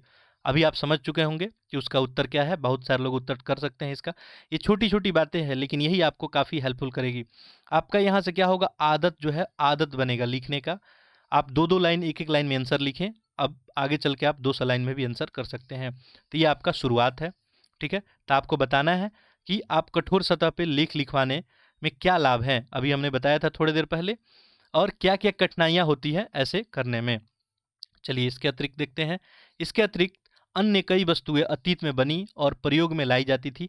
ऐसी वस्तुओं का अध्ययन करने वाला व्यक्ति जो है पूरा तत्वविद कहलाता था। अब देखिए, जो भी अतीत की वस्तुएं हैं उनका अध्ययन करने वाला व्यक्ति को क्या बोलते हैं? पुरातत्वविद बोलते हैं। पुरातत्वविद जो क्या करता है? पत्थर, ईंट से बनी इमारतों और अवशेषों, चित्रों तथा मूर्तियों का अध्ययन करता है, ठीक है। अब देखिए, हमने आपको अभी थोड़ी देर पहले बताया था कि आज से यदि मान लीजिए 2000 साल पहले की आपको कहानी की पता करनी है तो आपको कोई भी उस समय का ना रिकॉर्डिंग उपलब्ध है, ना कोई व्यक्ति है उस समय का। तो हमारे पास क्या होगा? कुछ साक्ष्य होगा, कुछ सामग्रियाँ होगी, जैसे पत्थर हो गया, आपको ईंट हो गया। तो इन्हीं सब के अवशेषों से और कुछ चित्रों से, कुछ औजारों से, कुछ जो है मूर्तियों से हम अनुमान लगाएंगे। पुरातत्वविद क्या करेंगे, इन्फॉर्मेशन देंगे आपको कि ऐसा रहा होगा, ठीक है। हथियार मिलेगा तो इसे बताएंगे वो शिकारी हुआ करते थे, क्योंकि हथियार रखे हुए हैं। आभूषण भी पहनते थे वो लोग, ठीक है, यानी आभूषण बनाना भी जानते थे। ऐसे करके इन्फॉर्मेशन इकट्ठा करके और पुरातत्वविद क्या करते हैं, इतिहासकार आपको जानकारी देते हैं। तो मैं बताया था कि इसमें एग्जैक्टनेस थोड़ा कम होता है, ठीक है। चलिए, तो पुरातत्वविद आप समझ चुके होंगे कि क्या होता है। चलिए आगे बढ़ते हैं। यहाँ पे देखें, लिखा है कि लगभग 2250 वर्ष पुराना यह अभिलेख वर्तमान अफगानिस्तान के कंधार से प्राप्त हुआ था। यह अभिलेख अशोक नामक शासक के आदेश पर लिखा गया था, और इस शासक के विषय में तुम अध्याय 8 में जो है पढ़ोगी।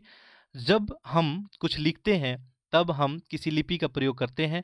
लिपियां अक्षरों अथवा संकेतों में बनी होती है, ठीक है। जब हम कुछ बोलते हैं अथवा पढ़ते हैं तब हम एक भाषा का प्रयोग करते हैं। यदि अभिलेख इस क्षेत्र में प्रयुक्त होने वाली यूनानी और अरमाइक नामक दो भिन्न लिपियों भाषाओं में है, यानी स्पष्ट आपको यही बताना चाहता है। देखिए, ये जो आपको अभिलेख यहाँ पर दिख रहा है, ये देखिए, ये अभिलेख जो दिख रहा है, ये अभिलेख कहाँ से प्राप्त किया गया है, ठीक है। तो ये अभिलेख आपको कंधार के क्षेत्र से प्राप्त किया गया है, जो वर्तमान अफगानिस्तान में है, ठीक है। और ये अशोक जो है नाम का जो भी शासक है उसका ये अभिलेख है, ठीक है। तो अशोक का अभिलेख वहाँ पर मिला हुआ है, ठीक है। इसको हम अध्याय 8 में जो है डेप्थ में हम लोग देखेंगे। बाकी आप जैसे ही 6th 12th कंप्लीट होगा, आपको एक एक जानकारी जो डेप्थ में पता चल जाएगा, ठीक है। तो ये अभिलेख में क्या होते हैं, लिपि अक्षर होते हैं, और ये लिपि जो है जिस रीजन में मिला है, जैसे मान लीजिए कंधार में मिला है, तो वहीं का भाषा यहाँ पे आपको लिखा हुआ मिलेगा, ठीक है। और भाषा क्या होता है, किसी व्यक्ति का क्या होता है, भाषा क्या होता है, बोलना, ठीक है। अब देखिए, अपनी बातों को पहुंचाने के लिए आपके पास माध्यम क्या है, एक भाषा है, ठीक है, ठीक है। तो ये भाषा जो है सांकेतिक भी हो सकता है, कुछ लिखित भी हो सकता है, मौखिक भी हो सकता है। यानी एक व्यक्ति अपने विचारों को दूसरे व्यक्ति तक पहुंचाना चाहता है, उसके लिए एक माध्यम है। तो भाषा क्या है, इसके लिए क्या दिया है, सिंबॉलिक एक रिप्रेजेंटेशन है। तो ये इसी के लिए बताया है कि एक सिंबल होता है, और इस सिंबल का मीनिंग हम लोग जो है एक फिक्स मीनिंग जानते हैं, और इसी के आधार पर हम लोग बात करते हैं, काम करते हैं। तो भाषा क्या है, अपने विचारों को आदान प्रदान करने का एक क्या है, माध्यम है। तो ये जो अभिलेख आपको दिख रहा है, ये जो है यूनानी और अरमैइक नामक दो लिपियों में, भाषाओं में है, ठीक है। चूंकि उस समय वही भाषा उधर चलता था। ये अशोक का एक अभिलेख आपको देखने को मिल रहा है। चलिए आगे बढ़ते हैं हम लोग, नेक्स्ट देखते हैं। देखें, यहाँ पे देखें, तो बाएं में देखें, एक प्राचीन नगर से प्राप्त जो है पात्र है। ये जो दिख रहा है आपको एक पात्र है, ये काफ़ी प्राचीन जो है पात्र है। इस तरह के पात्रों का प्रयोग 4700 वर्ष पूर्व होता था। दाएं एक जो है पुराना चांदी का सिक्का यहाँ पे दिख रहा है आपको। इस तरह के सिक्कों का प्रयोग लगभग 2500 वर्ष पहले होता था। हमारे द्वारा आज प्रयोग में आने वाले सिक्कों से यह सिक्के कैसा भिन्न है, आपके लिए क्वेश्चन है, ठीक है। आप इसका छोटा उत्तर जो है एक लाइन में लिख सकते हैं।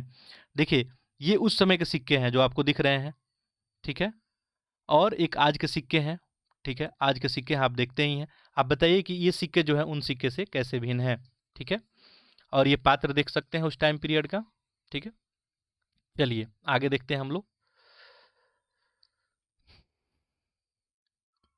अब ये सब जो है खुदाई में हमें मिलता है, और इससे हम उस समय के बारे में इंफॉर्मेशन लेते हैं। जैसे देखिए, ये जो सिक्का आपको दिख रहा है, इस पर देखिए आप कुछ चित्रकारी भी किया हुआ है, ठीक है। चलिए आगे बढ़ते हैं। सिक्कों की प्राप्ति के लिए छानबीन तथा खुदाई भी करते हैं। इनमें से कुछ वस्तुएं पत्थर, पक्की मिट्टी, कुछ धातु सी बनी हो सकती है। ऐसे कठोर तथा जल्दी नष्ट होने वाली न होने वाले होते हैं। अब देखिए, जो भी तत्व होते हैं, अब चाहे आप देखें कोई पक्की मिट्टी की बनी हुई है या पत्थर की धातु, ये जल्दी नष्ट नहीं होते हैं। आगे देखें, पुरातत्वविद जानवरों, चिड़ियों तथा मछलियों की हड्डियां भी ढूंढते हैं, ठीक है। ये भी वो काम करते हैं, और इससे उन्हें ये जानने में मदद मिलती है कि अतीत में लोग क्या खाते थे। वनस्पतियों के अवशेष बहुत मुश्किल से बच पाते हैं, क्योंकि नष्ट हो जाते हैं, आपको पता है।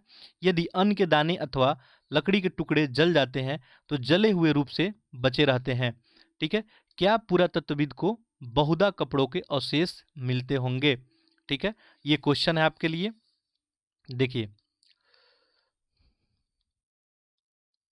देखेंगे यहाँ पे, पांडुलिपि अभिलेखों तथा पुरातत्व से ज्ञात जानकारियों के लिए इतिहासकार प्राय जो है स्रोत शब्द का प्रयोग करते हैं, ठीक है। ध्यान देंगे, तो यदि पांडुलिपि, अभिलेख या पुरातत्व इससे जो भी जानकारी मिलेगा तो इसके लिए इतिहासकार क्या यूज करते हैं? शब्द स्रोत। तो स्रोत के अंदर में ये शब्द आ जाते हैं। इतिहासकार उन्हें कहते हैं जो अतीत का अध्ययन करते हैं। स्रोत के प्राप्त होते ही अतीत के बारे में पढ़ना बहुत रोचक हो जाता है, क्योंकि इन स्रोतों की सहायता से हम धीरे धीरे अतीत का जो है पुनर्निर्माण करते जाते हैं। अतः इतिहासकार तथा पुरातत्वविद उन जासूसों की तरह हैं जो इन सभी स्रोतों का प्रयोग सुराग के रूप में करके अतीत को जानने का प्रयास करते हैं। तो देखिए, सिंपल सी कहानी यही है कि इतिहासकार जो है स्रोत के माध्यम से क्या करते हैं? उस समय की जानकारियां को इकट्ठा करते हैं और लिखने का काम करते हैं। अब नेक्स्ट क्वेश्चन है आपका कि हमारा अतीत एक है या अनेक है। ठीक है, क्वेश्चन है अतीत एक है या अनेक है। क्या तुमने इस पुस्तक के शीर्षक हमारे अतीत पे ध्यान दिया? यहाँ अतीत शब्द का प्रयोग जो है देखेंगे तो बहुवचन के रूप में किया गया है। ऐसा क्यों किया गया है? ठीक है, तो देखें,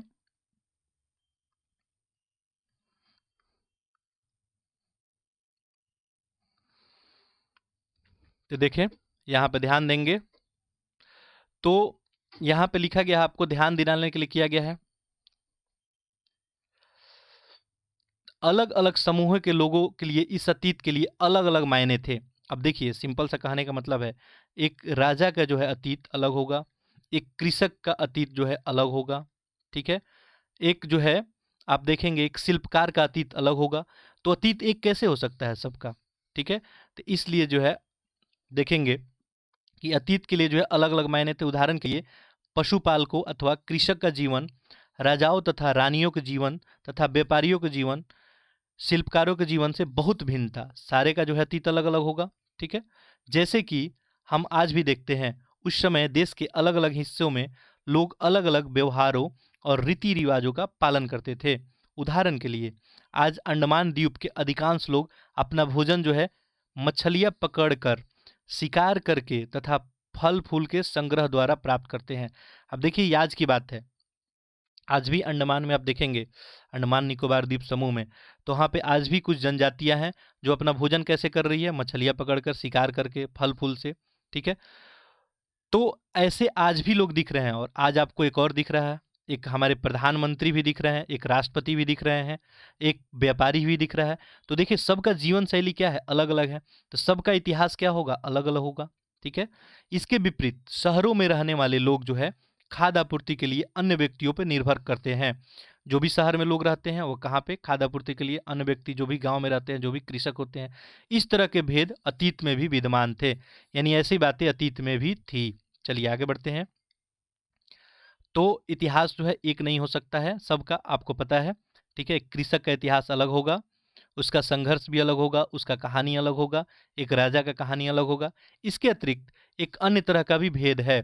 उस समय शासक अपनी विजयों का लेखा जोखा रखते थे। यही कारण है कि हम उन शासकों तथा उनके द्वारा लड़ी जाने वाले लड़ाइयों के बारे में काफ़ी कुछ जानते हैं, जबकि जो शिकारी हैं, मछुआरे हैं, संग्राहक हैं, कृषक हैं, पशुपालक जैसे आम आदमी प्राय अपने कार्यों का लेखा जोखा नहीं रखते थे। और पुरातत्व की सहायता से हमें उनके जीवन के जानने में मदद मिलती है। हालांकि अब भी इनके बारे में बहुत कुछ जानना शेष है। तो आप देखेंगे, राजा के बारे में जो आपको शिलालेख वगैरह मिल गया, तो उनसे आप तो जानकारी ले सकते हैं, लेकिन जो सामान्य लोग हैं जैसे शिकारी हैं, मछुआरे हैं, संग्राहक हैं, कृषक हैं, ये अपना लेखा जोखा नहीं रख सकते हैं, नहीं रखते थे। तो हमें यहाँ पे मुश्किल है उनके इतिहास के बारे में जानना। तो ये क्लियर हो गया होगा कि इतिहास एक है या अनेक है। ठीक है, चलिए आगे देखते हैं हम लोग। तिथियों का मतलब क्या होता है? बहुत इंपॉर्टेंट है आप सभी के लिए। ठीक है, कि तिथियों का मीनिंग आज भी देखते हैं, कुछ लोग जो है नहीं समझ पाते हैं इसको। तो देखते हैं हम लोग तिथियों का मीनिंग क्या होता है, इसको समझने का प्रयास करते हैं। जैसे देखिए, अगर कोई तुमसे तिथि के विषय में पूछे तो तुम जो है शायद उस दिन के तारीख, माह, वर्ष जैसे 2000 या इसी तरह का कोई और वर्ष बताओगे। वर्ष का गणना ईसाई धर्म के प्रवर्तक ईसा मसीह के जन्म की तिथि से की जाती है। अतः 2000 वर्ष कहने का तात्पर्य है ईसा मसीह जन्म के 2000 वर्ष बाद। ठीक है, और ईसा पूर्व कहने का मतलब है उससे पहले। यानी सिंपल मैं आपको समझा दूं, जैसे मान लीजिए, देखिए यहाँ पे मान लेते हैं कि ये जो टाइम पीरियड है यहाँ पे इसको शून्य मान लेते हैं। ये ईसा मसीह का जन्म का साल है, एज्यूम कर लेते हैं हम लोग। ठीक है, ऐसा एक्चुअली में है नहीं, लेकिन हम लोग एज्यूम कर लेते हैं। अब देखिए, इससे यदि आप राइट में बढ़ते हैं तो यहाँ पे 1, ठीक है, 2, ऐसे करते करते मान लीजिए यहाँ पे 100 हो गया। ठीक है, ऐसे बढ़ते बढ़ते मान लेते हैं यहाँ पे ये 2023 हो गया। क्लियर है? अब देखिए, पीछे यदि हम लोग बढ़ते हैं, यहाँ पे ध्यान देंगे तो आज हम लोग देखिए 2023 में है। ठीक है, अब पीछे बढ़ेंगे तो ऐसे भी होगा 1, 2, 3, ऐसे कर कर मान लेते हैं 5000 वर्ष जो है पहले, इसको एज्यूम कर लेते हैं हम लोग। ठीक है, 5000 वर्ष पहले। तो आप देखेंगे इसको हम लोग क्या किए, जीरो मान लिए हैं। ठीक है, जीरो माने हैं, तो इससे पहले जो भी घटना होगी इसको हम क्या बोलेंगे, ईसा पूर्व। ठीक है, इसके बाद जो हो गया ये हो जाएगा ईस्वी, हो जाएगा ईसा मसीह के जन्म के बाद। अब देखिए, इसके लिए इस्तेमाल हम लोग करते हैं, देखेंगे तो इसके लिए हम लोग टर्म इस्तेमाल करते हैं बीसी, इसके लिए इस्तेमाल करते हैं एडी।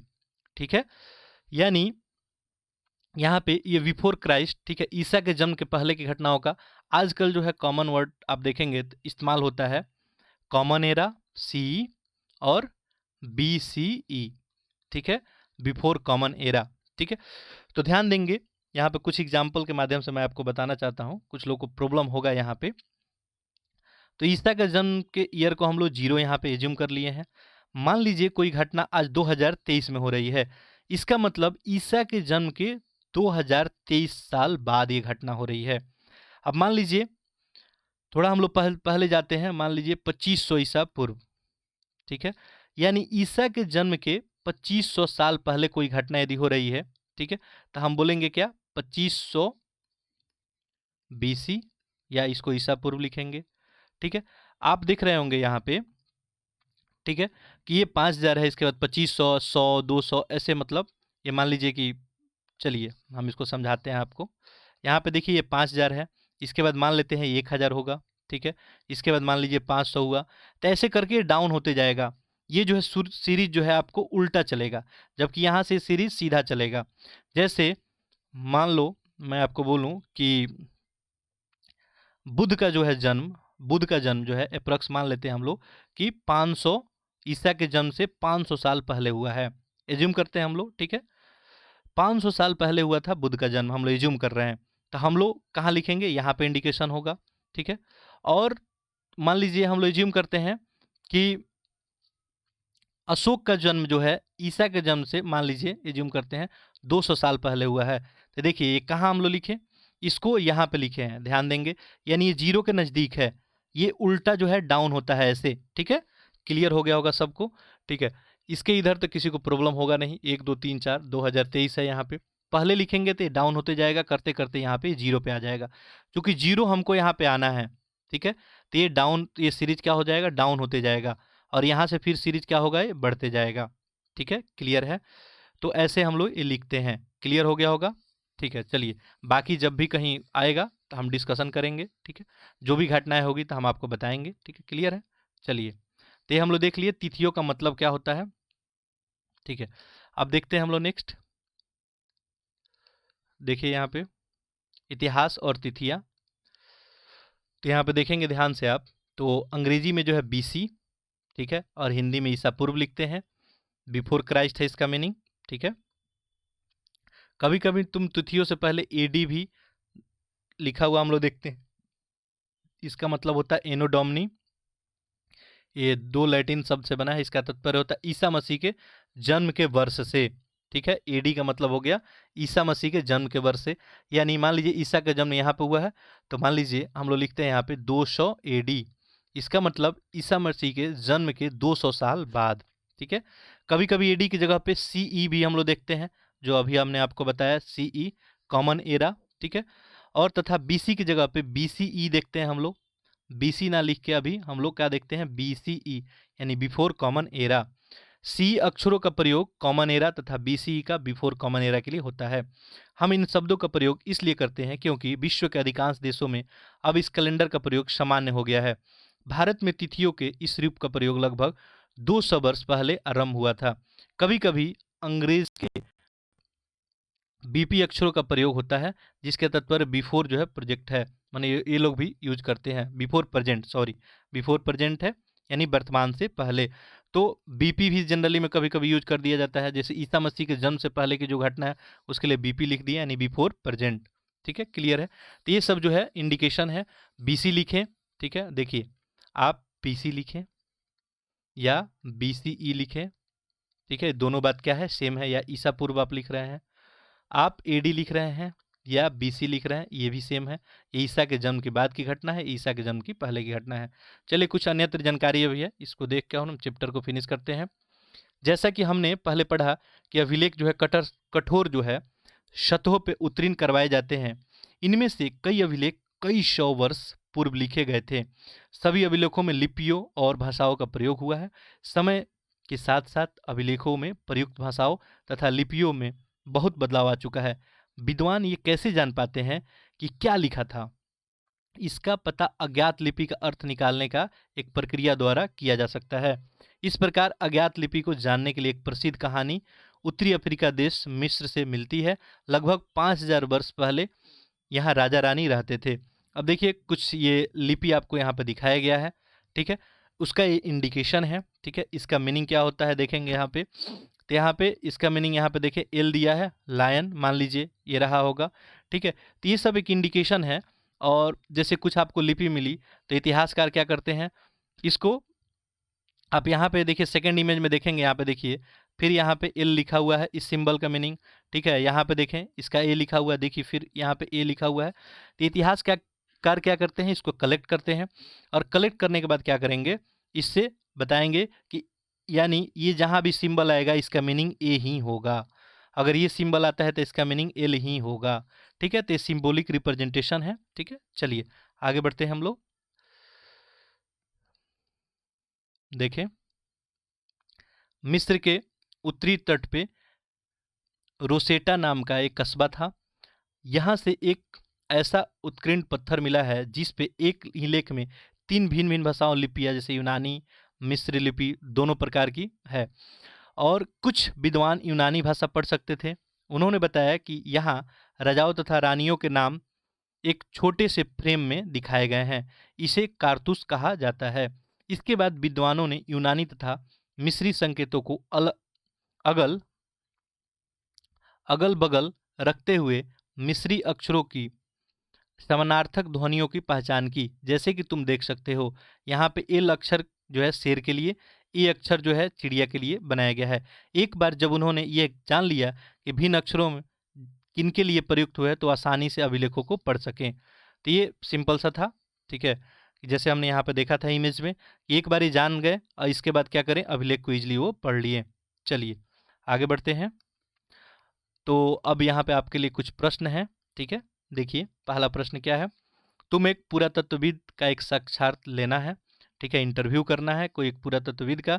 चलिए इसको थोड़ा जूम कर लेते हैं हम लोग। देखिए तुम उन 5 प्रश्नों का एक जो है सूची तैयार करो जिसे तुम पुरातत्व से विद से पूछना चाहोगी।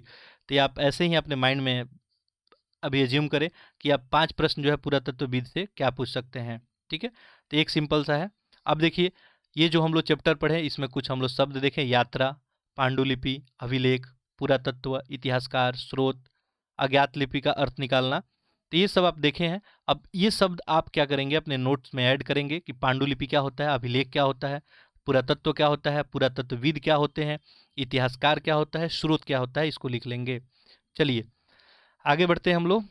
अब देखिए यहाँ पे एक क्वेश्चन है, ठीक है, जो हम लोग देखें तो इसको आप सॉल्व करेंगे, आप सॉल्व कर पाएंगे बिल्कुल, ठीक है। जैसे नर्मदा घाटी, इसमें हम लोग क्या देखे थे, पहला बड़ा राज्य था, खेटक संग्रह था, 25,000 आरंभिक कृषि थी, प्रथम नगर था, क्या हुआ था, मगध में क्या हुआ था, गारो पहाड़िया में क्या था। वो मैप जो है अभी हम एक बार आपको फिर से दिखा देते हैं। सिंधु और इसकी सहायक नदियों में क्या हम लोग देखे थे, ठीक है। गंगा घाटी में क्या हम लोग देख रहे थे, देखिए गंगा घाटी हमने बताया था 2500 वर्ष पहले यहाँ पे नगर बना था। तो इसका मैचिंग जो है इससे हो गया। तो ये आपको मैच करना है, ये आप सॉल्व करेंगे। ऐसे मैं एक बार मैप आपको और दिखा देता हूँ।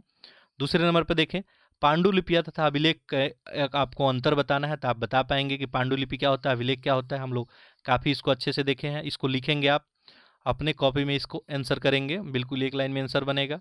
आगे देखें कुछ महत्वपूर्ण तथ्य है इस चैप्टर से रिलेटेड। कृषि का आरंभ जो है लगभग हम लोग देखेंगे कि 8000 वर्ष पूर्व जो है माना जाता है। सिंधु सभ्यता का प्रथम नगर 47 वर्ष यहाँ पहले बताया गया है।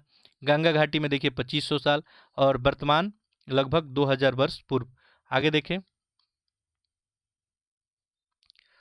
आइए देखिए यहाँ पे कुछ प्रश्न दिया गया है, तो जो भी काम के प्रश्न होगा आप करेंगे, ठीक है। बाकी हम आपको एक प्रश्न देंगे, आप उसका उत्तर करेंगे। देखें, ये जो है चैप्टर स्टार्ट ही हुआ था रसीदा के प्रश्न से। रसीदा के प्रश्न को एक बार फिर से पढ़ें और इसका उत्तर लिखें, तो आप उत्तर अब इसका लिखने में बिल्कुल एबल होंगे। आप लिख सकते हैं कि आज से जो है 100 वर्ष पहले क्या हुआ था, हम कैसे जान सकते हैं, तो उसके लिए क्या क्या माध्यम है, स्रोत क्या क्या है, ठीक है। आप लिख सकते हैं, इसका उत्तर लिखेंगे आप, ठीक है। सेंड करेंगे टेलीग्राम ग्रुप पे। पुरातत्वविद द्वारा पाई जाने वाली सभी वस्तुओं का एक सूची बनाएं, इनमें से कौन सी वस्तु पत्थर की बनी है, अब इसका लिस्टिंग करना है। तो आप जो है एक सूची बना लेंगे कि पुरातत्व जो है विद कौन कौन से वस्तु का इस्तेमाल करते थे। आगे देखें, साधारण स्त्री और पुरुष अपने कार्यों का विवरण क्यों नहीं रखते थे, इसके बारे में तुम क्या सोचती हो, तो ये बताना है आपको, क्या सोचते हैं, क्यों ऐसा नहीं रखते थे। आगे देखें, कम से कम 2 ऐसी बातों का उल्लेख करो जिनसे तुम्हारे अनुसार राजाओं और किसानों के जीवन में भिन्नता का पता चलता है। अब राजा किसान से कैसे अलग था आपको बताना है, आप बता सकते हैं, ठीक है। अब देखिए, एक दो प्रश्न और दिए गए हैं। पृष्ठ 1 पे शिल्पकार शब्द का पता लगाओ। आज प्रचलित कम से कम 5 भिन्न भिन्न शिल्पों का सूची बनाओ। क्या ये शिल्पकार स्त्री पुरुष, और अभी देखिए बेसिक सा, चूंकि क्लास 6 का बुक है तो ऐसे ऐसे एक्टिविटी आपको दिया है, इसको आप छोड़ सकते हैं। अतीत में पुस्तकें किन किन विषयों पे लिखी गई थी, तुम इनमें से पुस्तकों को पढ़ना कौन पसंद करोगे, ठीक है। तो ये आप सोच सकते हैं, ठीक है। बाकी जो मैं प्रश्न बताया, आप प्रश्न नंबर 1 जो है यहाँ पे जरूर लिखेंगे, ठीक है। ये आपके लिए प्रश्न है कि अतीत के बारे में आप कैसे पता लगाएंगे, इसका उत्तर लिखना है आपको, ठीक है। साथ साथ ये क्वेश्चन नंबर 5 और 6 इसके बारे में भी आपको वन लाइनर में सोचना है। तो ये आपका जो है इस यूनिट से प्रश्न रहा, ठीक है। बाकी जो है आपको इस यूनिट में क्या क्या लिखना है, ठीक है, मैं बताता हूँ। एक प्रश्न और आप लिखेंगे, ठीक है। इतिहास क्या है, ठीक है, आपके लिए प्रश्न है इतिहास क्या है, आप लिखेंगे इसका उत्तर, इतिहास क्या है, ठीक है। और दूसरा प्रश्न लिखेंगे, ठीक है, कि इतिहास को आप नोट कर लेंगे, इतिहास को जान के, माने इतिहास के बारे में जानकारी लेके, ठीक है, इतिहास के बारे में जानकारी लेकर हम जो है अपने भविष्य को कैसे अच्छा बना सकते हैं, ठीक है। ये आपके लिए प्रश्न रहा, कैसे अच्छा बना सकते हैं, आप ये प्रश्न लिखेंगे। इसके अलावा एक दो प्रश्न मैं आपको इंडिकेट किया, मैं एक बार आपको मैप दिखा देता हूँ, आप सभी को एक बार और मैप देख लें, ठीक है। मैप को भी एक बार आप क्या करेंगे, बनाने का प्रयत्न करेंगे, ठीक है। इसमें इंडिकेट करेंगे, देखिए कहाँ कहाँ क्या दिखाई गई है, ठीक है। आप देखेंगे जैसे हम लोग क्या देखे थे, ये नर्मदा नदी वाला क्षेत्र हो गया, ठीक है। यहीं पे हम लोग देखे थे कि 1 लाख वर्ष पहले यहाँ पे मानव बस्ती जो है देखने को मिला था, ठीक है। फिर ये बिंद पहाड़ी के पास यहाँ पे देखेंगे तो चावल की खेती का साक्ष्य मिला था। फिर हम लोग क्या देखे थे, किरथर और सुलेमान की पहाड़ियाँ, ठीक है। ये हम लोग देखे थे सतलज नदी और इसके जो है सतलज और सतलज जो है सिंधु की सहायक नदी थी, इसके पास ही सबसे पहले जो हमारा जो है सभ्यता डेवलप हुआ था 4700 वर्ष पहले बताया जा रहा था। फिर गंगा नदी ये देखे थे हम लोग, ठीक है। तो ये सब देखेंगे। उसके बाद देखिए साउथ इंडिया में भी कुछ आपको, ये पश्चिमी घाट है, ये पूर्वी घाट है, यहाँ पे कुछ नदियाँ दिखाई गई हैं, ठीक है। इसके अलावा देखिए, तो ये जो है कुछ पहाड़ियाँ है, ब्रह्मपुत्र नदी और गारो पहाड़ियाँ, इसका भी आपको पता लगाना था, ठीक है। तो ये सब चीज़ थी, देखिए जैसे प्रश्न था यहाँ पे आपको, इसमें देखेंगे यहाँ पे,